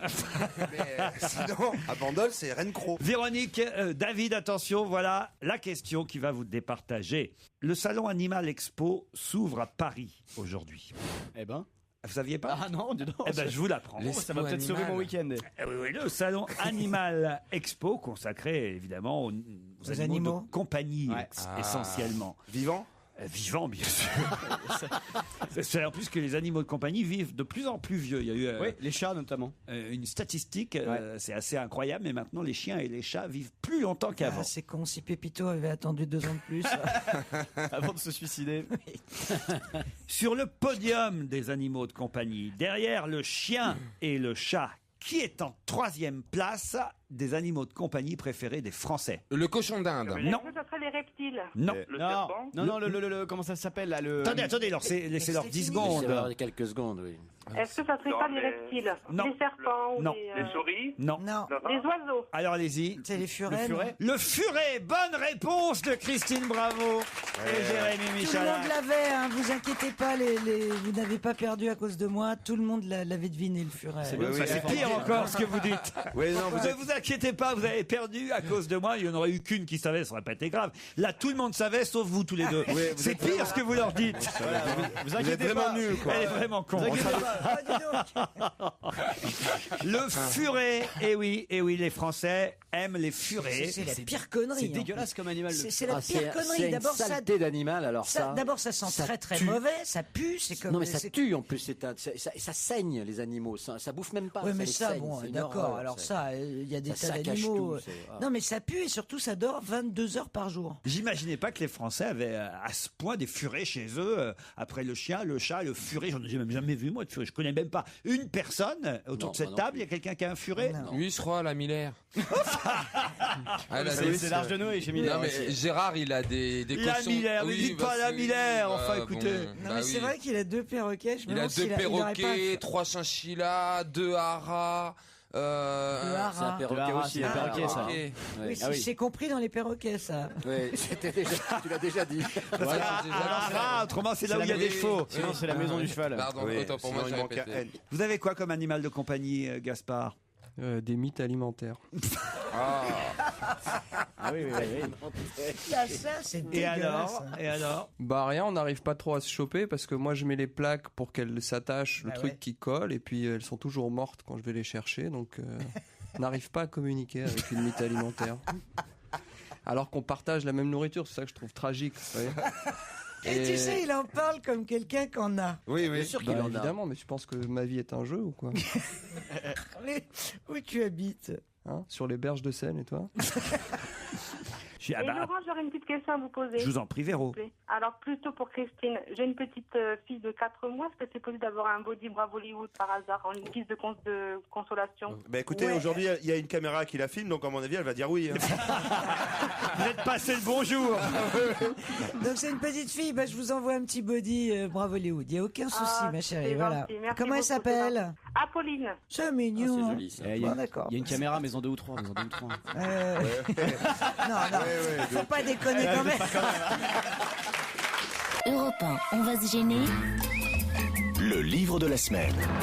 Il était temps qu'on en parle, on ne l'avait pas encore fait, et Dieu sait évidemment qu'il y a eu des papiers, des articles, que dis-je, des couvertures sur le livre de Michel Houellebecq, La carte et le territoire, publié chez Flammarion. Il a ses inconditionnels, Houellebecq, il a aussi évidemment ceux qui le détestent, mais après tout, il faut le lire pour savoir est-ce que c'est bien La carte et le territoire, est-ce qu'on peut le conseiller à nos auditeurs. J'ai demandé à Stevie, à Christine Bravo et à Philippe Alfonsi, entre autres, de nous donner leur avis. Non, on commence par Stevie qui va nous raconter de quoi ça parle, Stevie. Alors, moi j'ai adoré ce film. Déjà, Gaspard me dit, franchement, j'aimerais bien avoir l'avis de Stevie sur le dernier Houellebecq. Moi j'ai adoré ce livre. Franchement, tu rentres dedans direct. On comprend pourquoi t'as aimé alors. Ah oui, c'est vrai que c'est... Non, mais non, sérieusement, franchement, j'ai trouvé que c'était un très beau livre. Donc c'est l'histoire de Jed Martin. On va découvrir un peu la vie de ce garçon. Donc depuis le début, il a été élevé par son papa, sa mère elle s'est suicidée. C'est un artiste. Il a grandi chez les jésuites. Enfin bref, il se réfugie. C'est quelqu'un qui dessine. C'est bizarre parce que par moments je me reconnais. C'est assez particulier. Quand je lisais le livre, je disais oh mais c'est moi. Et après il se lance dans la photo. Il a fait les beaux-arts. Et on parle aussi de ses rencontres, de son succès parce qu'il a un succès avec ses photos, notamment avec des cartes Michelin, etc. Et à quel moment il te ressemble alors? Mais partout, sur plein de petits points, je peux pas être précis, mais moi j'ai vraiment aimé. C'est très dur à raconter parce qu'il va dans tous les sens, mais c'est tellement bien fait. Il va pas dans tous les sens. Il mais fait non, une mais carrière mais pour raconter l'histoire, ça veut dire il parle de son père, il parle de Olga, il parle de plein de personnages. C'est un livre. Oui, c'est un livre.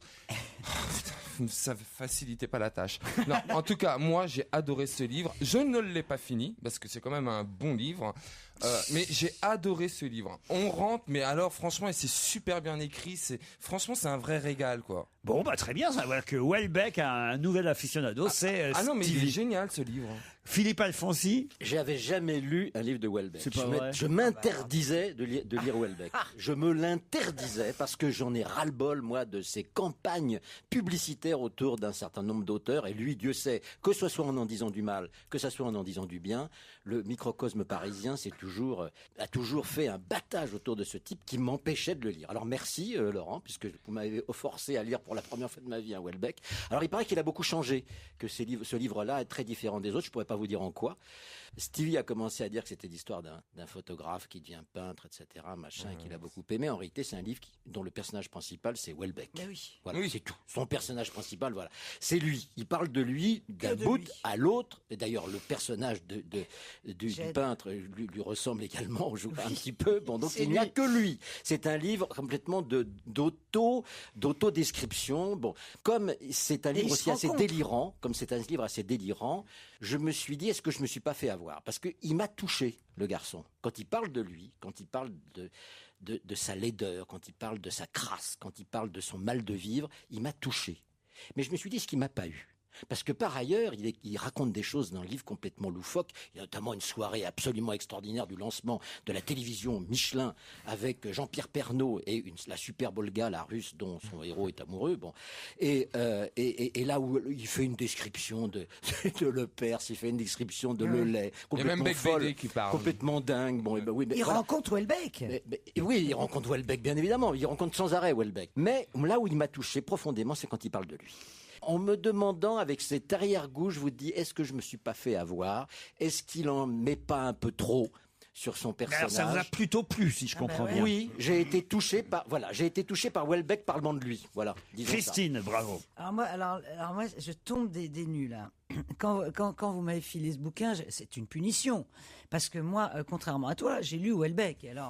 Mais j'ai trouvé ça d'une bêtise, d'une indigence. Le mec, pur produit marketing, qui ne sait absolument pas aligner une phrase, qui est grotesque, je parle de l'écriture, pas du personnage qu'on voit là, un peu à la Gaspard, tu vois. Non mais je veux dire, tu vois, qui rase les murs, qu'en dit pas trop, tu te demandes qui c'est. Non, rien à voir avec Gaspard. Non, je te dis pas, qui n'est pas un pur produit marketing, Gaspard. Beaucoup plus propre. Mais Gaspard est moins. Mais et alors là, que ce soit on va le laisser parler après. Que ce soit les particules élémentaires, que ce soit la possibilité d'une île. Alors celui-là, c'est à mettre aux chiottes, mais tout de suite direct. C'est-à-dire, c'est même pas la peine. C'est un truc de dingue. C'est nul. Et donc je me dis, oh là là, il m'a pas fait ça, Et puis voilà. Et là, vous avez aimé. Et ben voilà, le problème, j'ai commencé La mort dans l'âme et j'ai commencé à bien l'aimer. Et là, je me suis dit, attends, c'est pas possible.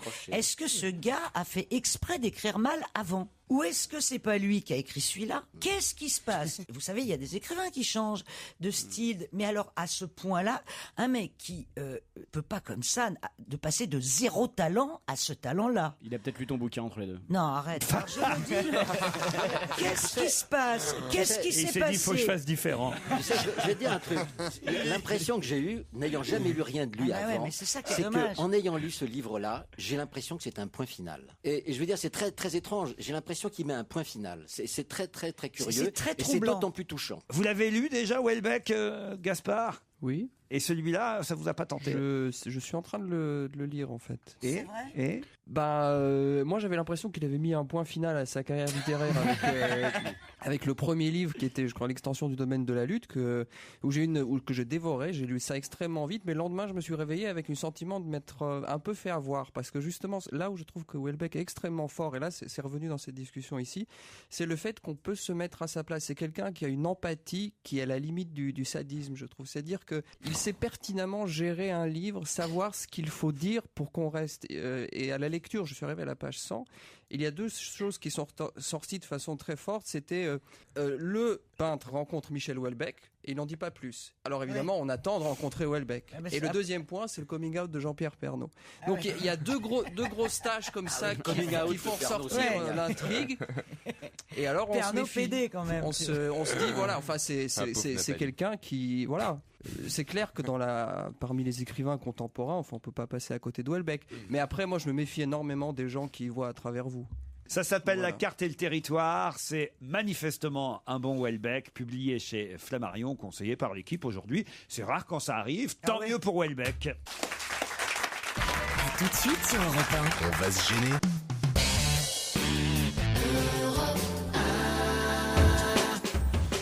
On va gêner, c'est jusqu'à 18h sur Europe 1 et c'est surtout avec Laurent Ruquier. Europe 1, on va se gêner. Ciné. Motro. Pampan. Pampan, mais sans Motro. Isabelle Motro est en congé cette semaine. Mais Monique est là au rendez-vous. Bonjour Monique. Bonjour, je commence mal.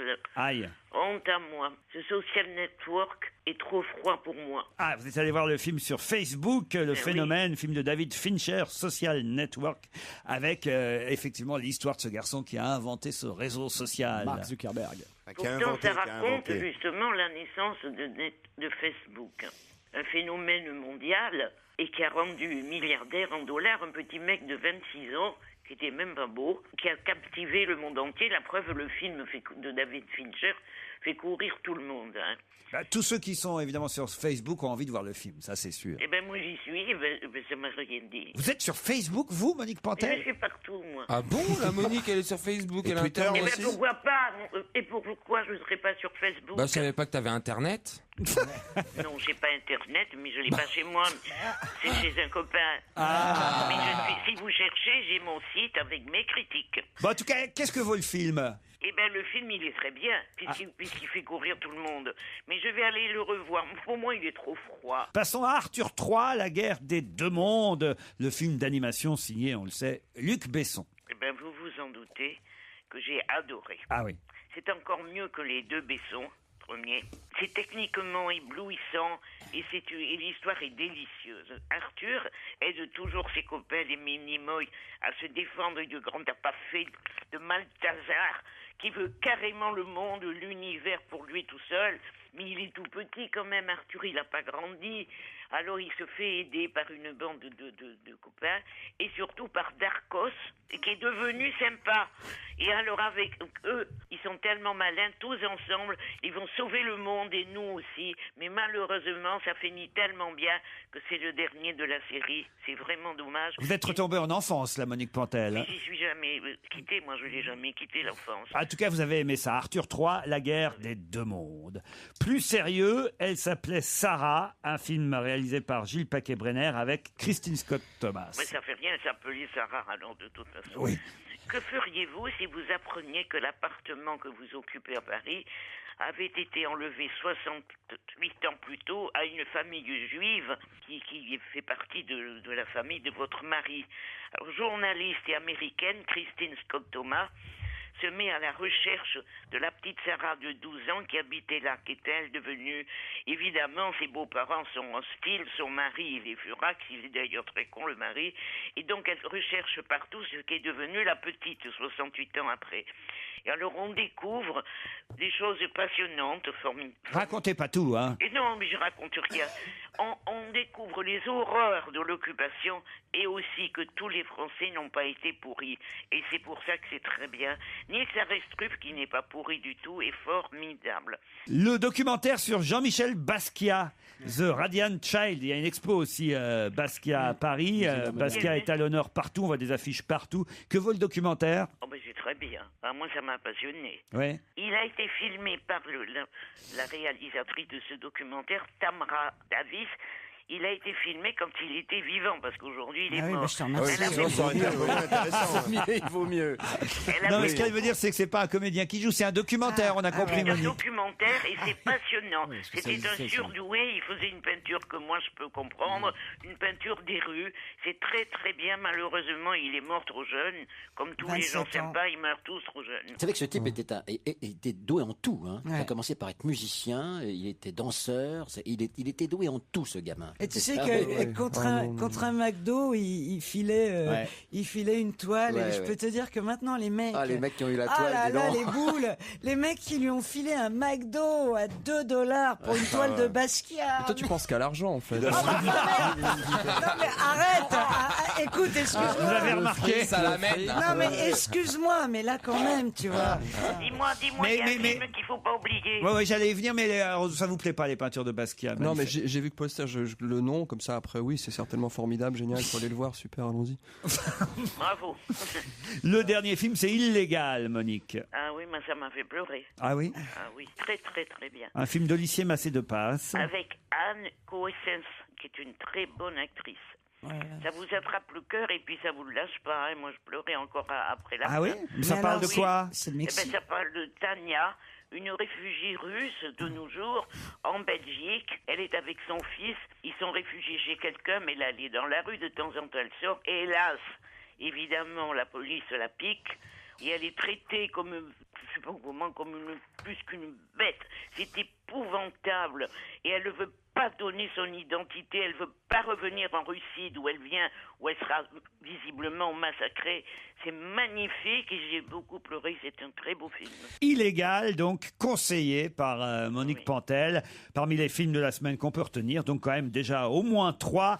Illégal, Elle s'appelait Sarah, aussi avec Christine Scott Thomas. Et pour les enfants et leurs parents, Arthur III, La guerre des deux mondes, le dernier Besson. Et pour ceux qui aiment la peinture et Basquiat, le documentaire qui lui est consacré. Quant à nos amis Facebook, on va dire, pourquoi pas The Social Network. Mais enfin, il y avait du monde, hein. Moi je suis allé le voir au cinéma. Bah oui. Mais les gens, de temps en temps, j'ai remarqué finement, il y avait de temps en temps des gens qui partaient. Hein. Combien d'amis vous avez sur Facebook, Monique? Oh là, 600, je crois. Ah oui, quand même. C'est bien. Et puis c'est tout. Jamais personne me dit des vacheries. Bah non, ce sont des amis.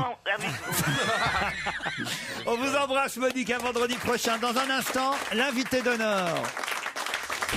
On va se gêner. En semaine à partir de 15h30 et le week-end dès 16h. Laurent Ruquier et toute sa bande, 7 jours sur 7 sur Europe 1, bien entendu. Europe 1, on va se gêner. Attention, voici le moment de découvrir qui se cache dans la loge d'honneur. Qui va nous accompagner jusqu'à 18h, dans un premier temps avec une voix déformée. Ensuite, cet invité nous rejoindra dans le studio. Mais d'abord, bonjour invité. Bonjour. Je vous laisse entre les mains de mes camarades qui vont vous poser toutes les questions possibles. Oui, non, sont les réponses qui suffiront dans un premier temps. C'est parti. Alors rituellement, êtes-vous une femme ou un homme? Oui. Une femme? Là, il t'a bien niqué, Philippe. Vous êtes une femme? Non. Ah voilà, c'est un homme. Est-ce que vous êtes du genre fêtard? Non. Ah, Est-ce que vous êtes du genre lève-tôt? Oui. Est-ce que vous êtes du genre feta, le fromage grec? C'est complètement con comme question. Bah, attends. Vous êtes plutôt quelqu'un d'intellectuel? Non. Ah, vous êtes pas un intello? Oui. Spirituel? Non. Oh, spirituel, oui. Mais attends. Non, bon. Vous êtes pas intello, pas spirituel. Vous servez à rien. Je veux dire. Vous êtes plutôt manuel? Non. Le mec, il est ni manuel ni intellectuel. C'est Philippe Croison, le nageur sans bras.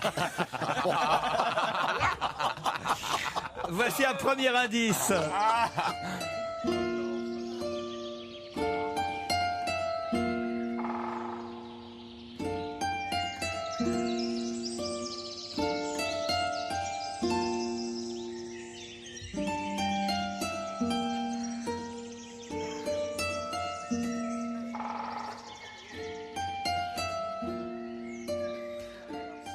Est-ce que cet indice vous dit quelque chose, invité? Vous aimez les massages? Ben oui, thaïlandais.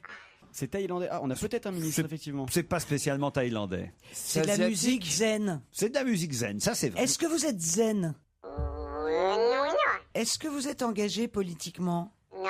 Et dans la société civile non plus? Genre les Restos du Cœur, le sida? Oui.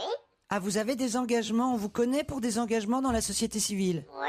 Les Restos du Cœur, c'est intéressant. Est-ce que vous faites partie des enfoirés? Oui. Eh bien, oui, vous faites Voilà. toujours Ça vous est déjà arrivé? Oui. Voilà. Voilà. Vous êtes un artiste? Oui. Est-ce que vous avez fait votre service militaire? Non. Vous avez des enfants? Oui. Est-ce que vous êtes spécialisé dans une discipline artistique ou est-ce que par exemple vous êtes chanteur? Non. Voici un deuxième indice. Est-ce que cette fois cet indice vous dit quelque chose, invité?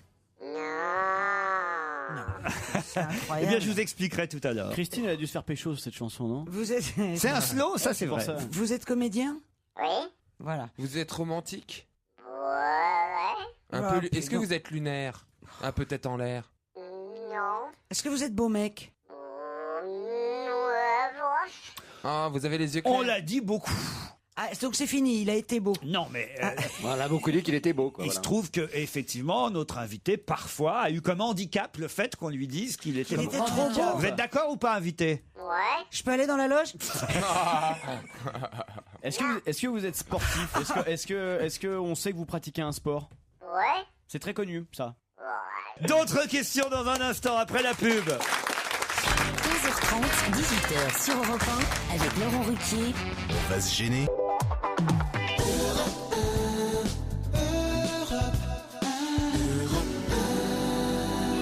Europe 1, on va se gêner.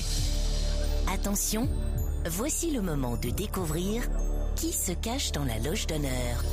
En résumé, on sait que notre invité est un homme, qu'il est acteur. Bon, c'est pas grand-chose de plus pour l'instant. Vos questions ne sont peut-être pas suffisamment précises. Avez-vous déjà tourné dans un film avec Gérard Depardieu? Oui. Ça y est, tu sais qui c'est? Je n'ai aucune idée. Ah bon, d'accord. Non, Oui, j'ai lancé puis en ça plus, comme ça. Là, tu dis Gérard Depardieu, qui a quand même fait quelques films. Oui. Ouais, vous n'avez pas pris quelqu'un qui a peu tourné. Ouais, mais au moins j'avais plus de chances qu'ils me répondent oui. Mais en même temps, moi, je suis en train de chercher lequel c'est. Vous voyez, je recherche. C'est pas si évident, hein. C'était un petit rôle? Oui. Alors attendez, je vais cibler. Est-ce que vous avez déjà joué avec Cadmerade? Non. Ah, ça, alors, c'est un exploit. Ça, c'est étonnant, tu vois. Est-ce que vous avez joué à la télévision? Oui. Oh là. Un premier rôle dans une série? Oui. Ah, d'AB Productions? Non.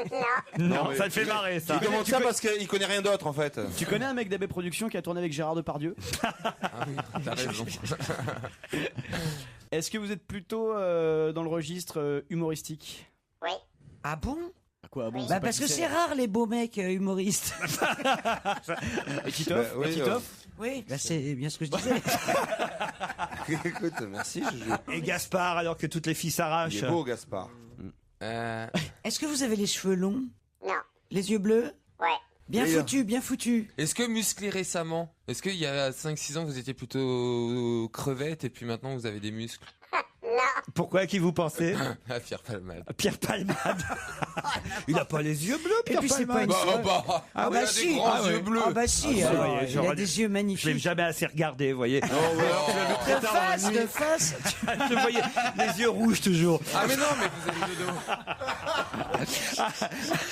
Un autre invité. Oui. Ah, voilà. Premier indice Souchon. compris par notre invité. Ça veut dire que c'est un indice qui peut vous aider. Ah, vous êtes fan d'Alain Souchon? Non, il a tourné Oui. avec lui. Et puis vous avez tourné avec lui sûrement. Oui. Est-ce que vous avez une petite barbe? J'ai eu peur. Oui. Ouais, mais pas d'habitude, juste en ce moment. Oui. Tu sais Peut-être qui que c'est? Jérémy Michalak est sur une piste. Ouais, Peut-être j'ai a-t-il trouvé. Mais il va poser des questions pour confirmer son idée. Vous êtes sur Facebook parce que vous aimez bien tout ce qui touche de près ou de loin à l'informatique. Ouais. Bravo, il a trouvé Jérémy Michalak. Ça, c'est sûr. Maintenant, il se tait et il laisse les autres chercher. Ah. Vous voulez un autre indice, les autres? Ah, moi j'ai peut-être une idée aussi. Allez-y.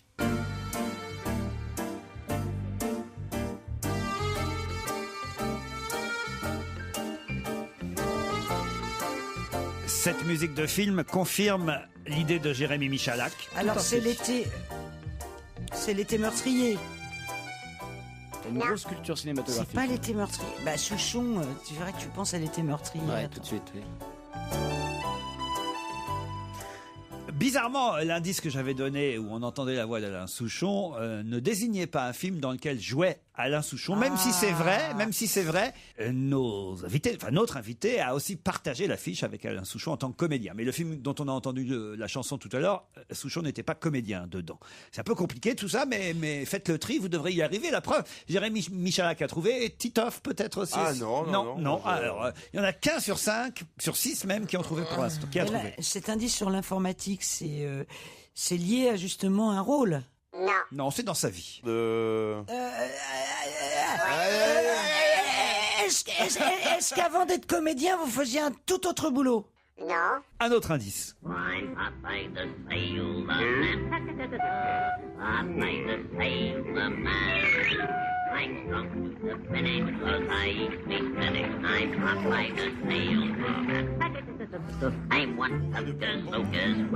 Et Titoff dit ça y est, j'ai trouvé j'avais depuis trouvé, longtemps. mais je me disais non. Ah bah oui, c'est génial. Alors il est génial. marin, il est marin. Ah génial, c'est un. Ah oui, moi je l'aime beaucoup. C'est un... Il est.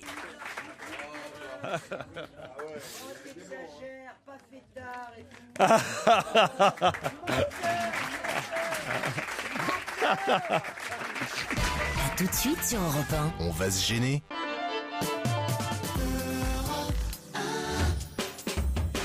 Profitez bien des dernières minutes d'On va se gêner avec Laurent Ruquier à ses côtés aujourd'hui, Christine Bravo, Stevie, Gaspard Proust, Titoff, Jérémy Michalak, Philippe Alfonsi, qui ont enfin découvert l'invité d'honneur du jour. Il s'agit de Thierry Lhermitte.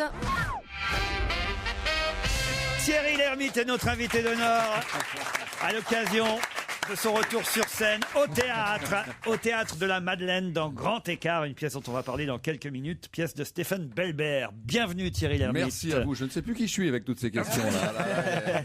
Je veux dire que Christine Bravo s'en veut beaucoup de ne pas vous avoir identifié. Mais non, mais arrête tes conneries. Alors c'est quoi ce deuxième T'es pas indice? fêtard. Le premier et le deuxième? Ah non, je suis pas fêtard, non. Oui, mais enfin, t'es un homme, ok, mais t'es un mec drôle, gay, communicatif, tu vois. Et là, tu nous as mis sur une piste de mecs introvertis qui rasent les murs. Non, c'est toi qui as compris ça avec pas fêtard, c'est tout. Mais Oui, je ne monte pas sur les tables et tout ça. Mais alors les deux indices du début, alors là. Je vais vous les donner. Alors, réécoutez ce premier indice. Bon, évidemment, là, il faut vraiment connaître la musique, puisque c'est un morceau instrumental à la guitare avec des bruits d'oiseaux, de forêt. C'est signé Jacques Burtin. Et ça s'appelle l'ermite, tout simplement. C'est balèze. Pardon, tu t'es fait plaisir ou c'est quelqu'un de ta famille, Laurent? C'est un sociopathe, en fait. C'est un pourri. Le deuxième indice, ça, quand même, Thierry Lhermitte, là, vous pourriez l'avoir reconnu, celui-là. La chanson, je la connais, oui, mais en quoi, quel rapport? Certes, ce n'est pas vous qui dansiez ce slow. Ce slow, c'est Coluche qui dansait avec Isabelle Huppert dans La femme de mon pote. D'accord. Le film de Bertrand Blier, dans lequel vous formiez le trio avec Coluche et Isabelle Huppert. Vous aviez oublié cette chanson. Oui, ça aurait pu aider mes camarades, mais il aurait fallu qu'ils aient une culture cinématographique. La chanson suivante, celle d'Alain Souchon. Alors, c'est pas pour un film dans lequel on voyait Souchon. C'est Le Zèbre, évidemment. C'est une chanson que Alain Souchon avait composée pour Le Zèbre, exactement. Mais c'est vrai que plus tard, vous avez tourné aussi avec Souchon. Exactement, La Fête des Pères. La Fête des Pères, qui n'est pas forcément le film que vous retenez le plus dans votre filmographie. Non, mais je suis content d'avoir fait, ne serait-ce que pour avoir rencontré Alain Souchon. Donc, alors, plus évident, et là, ça a confirmé Joujou, Jérémy Michalak, dans son idée. Il avait déjà identifié votre nom, il n'en était pas certain, mais dès qu'il a entendu ça, il s'est dit, ah bah oui, ça c'est les Ripoux. Les Ripoux, bien sûr. Ripoux contre Ripoux. Ah voilà. Il nous manquait. Ouais, c'est fort ça. Et puis évidemment, on a terminé par Popeye. Enfin, voyons, Popeye, c'est pas pour Olive, Christine. Merde, ouais, bah oui, mais oui, je sais Elle maintenant. était dans le potage, là, complètement. Là. L'essentiel, c'est que Thierry Lhermitte soit sur scène au théâtre. En ce moment, c'est la raison de sa venue parmi nous aujourd'hui au théâtre de la Madeleine, un théâtre où finalement vous allez finir par avoir votre loge, Thierry Lhermitte. Oui, absolument. C'est sur ma ligne de métro, donc c'est fort pratique. Tu prends le métro? Oui, pour aller au théâtre. Ah oui, enfin déjà, je prends le métro souvent, mais pour aller au théâtre, c'est un peu le seul moyen qu'on a pour être à peu près sûr d'être à l'heure sans se flipper avec les encombrements. Bah oui, c'est ça. Bah oui. Titoff vient de comprendre comment il pouvait ne pas arriver en retard. C'est pas con le métro. Grand Écart, c'est le titre de cette pièce, pour la première fois jouée à Paris, créée à Paris. Non pas créée, puisqu'elle vient de Broadway, cette pièce, mais en tout cas pour la première fois jouée en France. Elle a été adaptée, j'imagine, par Lucie Tiberghien. Je cite son nom, c'est toujours bien de citer C'est aussi. la femme de l'auteur. Ah, c'est vrai? Oui, elle était bien placée. Alors cet auteur, Stéphane Belbert, je ne le connais pas. Il est américain et il est marié à donc Lucie Tiberghien, qui est elle suisse et qui a eu, enfin quand on je joue en l'occurrence un chorégraphe, danseur, ex-danseur et professeur de danse aux États-Unis. Elle l'a eu, ce mec-là, comme professeur de danse et comme chorégraphe en Suisse. Et comme elle est donc francophone et mariée avec l'auteur, c'est elle qui a fait l'adaptation. Et ce danseur chorégraphe, donc joué par Thierry Lhermitte, rencontre un couple joué par Valérie Carcenti et François Ferrellotto. Et alors, ce couple et ce danseur, pourquoi ils se rencontrent et qu'est-ce qui se passe? C'est-à-dire, ce couple vient l'interviewer pour faire une thèse sur la danse aux États-Unis, mais en fait, ils viennent pas du tout pour ça. Comme le mec est un petit peu solitaire, qui a qu'une seule passion, c'est d'enseigner la danse. Quand il y a des gens qui s'intéressent à lui dans son pauvre appartement pourri new-yorkais, il est très emballé de parler de lui pendant une plombe. Mais en fait, eux, ça les gonfle parce qu'ils viennent pas du tout pour ça. Alors, je vous dévoile pas c'est pas un mystère parce que ça se comprend assez vite, mais c'est pas Agatha Christie. Mais bon, voilà, c'est un peu le nœud de l'histoire. Grand Écart, c'est actuellement au théâtre de la Madeleine. Qu'est-ce qu'il y a, Christine? Parce que moi, tout ce qui vient de Broadway, tu penses bien que si c'est bien foutu, ça doit être génial. Parce que toi, tu exagères un peu là sur Broadway parce qu'il n'y a pas que des trucs. Ah, écoute, tout ce que j'ai vu à Broadway était formidable. Il y a des bonnes pièces comme dans tous les pays. Putain, je te jure, quand même, ils sont plus forts que nous. je trouve. Ah oui Au théâtre, au musical, en comédie musicale, je trouve que voilà, je trouve. Mais là, c'est pas une comédie musicale. Là. Je sais, mais je trouve que les pièces de Broadway, je te jure que j'ai vu adaptées, j'ai toujours préféré aux pièces françaises. C'est adapté, mais ça se passe quand même à New York dans la pièce en France. Oui, ça se passe. Oui, ça se passe. Il n'y avait pas de raison de le changer parce que ça a des références. Voilà, et le type, s'est inspiré d'un vrai chorégraphe en l'occurrence, qui est américain mais qui a fait toute sa carrière en Europe, qui a été professeur à Juilliard, l'école fameuse de New York. Ouais. Au Théâtre de la Madeleine, mise en scène par Benoît Lavigne. Grand écart avec Thierry Lhermitte qui reste avec nous jusqu'à 18h. Et jusqu'à 18h sur Europe 1, vous êtes avec Laurent Ruquier et son invité du jour, Thierry Lhermitte. Grand écart, une comédie de Stéphane Belbert au Théâtre de la Madeleine nous permet de recevoir aujourd'hui dans notre émission Thierry Lhermitte, notre invité d'honneur, bien caché dans sa loge. C'est bien, mes camarades ont mis un peu de temps avant de vous identifier. J'aime ça quand ils cherchent. Finalement, Titoff et Jérémy vous ont identifié. Comment vous avez trouvé Thierry Lhermitte, Titoff J'avais un petit doute sur la musique des Ripoux. Oui. Parce que j'étais pas sûr que ça soit vraiment la musique des Ripoux. Et après, j'ai trouvé tout de suite. Popeye, ouais. Popeye vous a confirmé, vous. Alors, vous étiez totalement à côté de la plaque, Stevie. Ça me saoule parce que on connaît que lui quand même, tu vois. Il fait partie des meubles dans nos vies. Non, mais c'est vrai. Il fait partie des meubles. Ça, c'est un compliment. Non, mais dans nos vies, non, mais c'est vrai. C'est notre ministre du Bonheur. Il a un sens de la formule incroyable. Mais attends, mais c'est génial. Il a surtout le sens du compliment pour les invités. Non, mais je le prends bien. Attends, c'est vachement gentil. Il fait partie des meubles. Attends, moi, je rêverais d'avoir ne serait-ce qu'un dixième de sa carrière. Ah oui, je comprends. Non, mais franchement, c'est vrai. Ça dépend quel dixième. Hein. La meilleure partie, hein, la cerise. Hein. C'est toujours le premier dixième le plus difficile. Non, voilà, donc je suis un peu déçu parce que quand même, mince, quoi, je suis passé à côté, quoi. Gaspard Proust, n'est pas reconnu Thierry Lhermitte. Non, je pense que l'émission aurait pu durer 3 heures encore, j'aurais pas trouvé. Jusqu'à l'indice Thérèse, là, je redis, ah oui, c'est peut-être Anémone. Mais Moi, j'ai entendu Gaspard Proust hier, je crois que c'était hier avec Pascal Clark, c'était super. Et alors j'ai bien aimé quand Pascal Clark vous faisait dire un truc que vous vouliez pas dire. C'était plaisant, j'imagine. J'ai remarqué ça. Une blague que t'aimais plus et qu'elle te ressortait à loisir. C'est sympa ça. Tu peux la ressortir aujourd'hui? Non, justement, non. Il faut aller à l'Européen pour le savoir. Je connais bien ça. Grand écart actuellement au Théâtre de la Madeleine. Un sujet, alors moi, je sais pas, parce que je n'ai pas vu la pièce encore, je n'ai pas eu cette chance, mais alors, dans les interviews, dans la note de l'auteur Stéphane Belbert, je trouve qu'il y a un sujet intéressant. Je sais pas si c'est le sujet principal de la pièce, mais c'est la difficulté qu'il y a à réussir et à s'accomplir dans sa vie professionnelle et particulièrement sa vie artistique, quand on est dans ce cas-là, généralement obligé de mettre sa vie familiale à l'écart. Est-ce que c'est ça le grand écart? Ça parle de ça pas mal, oui, effectivement, parce que le mec, il est passionné par son métier, par l'enseignement. Et la danse, c'est un métier où évidemment il faut être absolument à 100% dedans. Voilà, et donc il dit, c'est comme d'avoir des enfants, et ça va être le gros problème pour les gens qui l'interviewent justement. Alors, ce qui est quand même bizarre, c'est que être beau gosse, ça vous a gêné, vous? Non. Parce que vous étiez un aspirateur à gonzesse. C'est encore un compliment. C'est vrai. C'est encore un compliment. Bien sûr. C'est bien, il a son franc-parler. Ça, c'est sûr. Pourquoi vous étiez, maintenant il est comme un balai? Attends, acteur, beau gosse, enfin tout. C'est bon, ça doit tirer, ça. C'est bon. Non, mais à mon avis. Non, ça m'a pas gêné. Non, mais justement, c'est tout l'inverse. En plus, ce qui est génial, c'est le côté légèreté, le côté d'avoir justement de nous avoir fait autant rire, tout ça. C'est tout l'inverse. C'est très rare. C'est vrai, quoi. C'est que je savais pas trop faire des rôles de jeunes premiers au premier degré, c'est tout, c'est dans ce sens-là que voilà, c'est ça, de se prendre au sérieux. C'est un vrai exemple. D'ailleurs, tu n'as pas été aussi beau que ça si longtemps. Non. Pour le moment. Attends, c'est raison de venir. Je vais t'expliquer. C'est un compliment. C'est-à-dire qu'il a fait ce rôle de jeune beau et très con dans Les Bronzés, et finalement après, quand il s'est coupé les tifs et qu'il était plus ce jeune con, eh bien, il était moins, comme tu dis, aspirateur à gonzesse. C'est vrai ou pas? Qu'est-ce que t'en sais? Mais c'est vrai que finalement, c'est plutôt bien de dire que même s'il est resté beau garçon toute sa vie, il n'a pas fait bien sûr. que des rôles, heureusement, de beaux garçons. Bah, c'est pas un rôle, il n'y a pas marqué beau garçon, ou alors s'il y a que ça comme rôle, ça, c'est sûr, faut pas le faire. Dans votre longue filmographie, parce que mine de rien, on s'aperçoit qu'elle est longue déjà, parmi les films qui ont cartonné au box-office, j'essaie de réfléchir à celui qui a fait vraiment le plus d'entrées. C'est le Dîner de con ou Les Bronzés?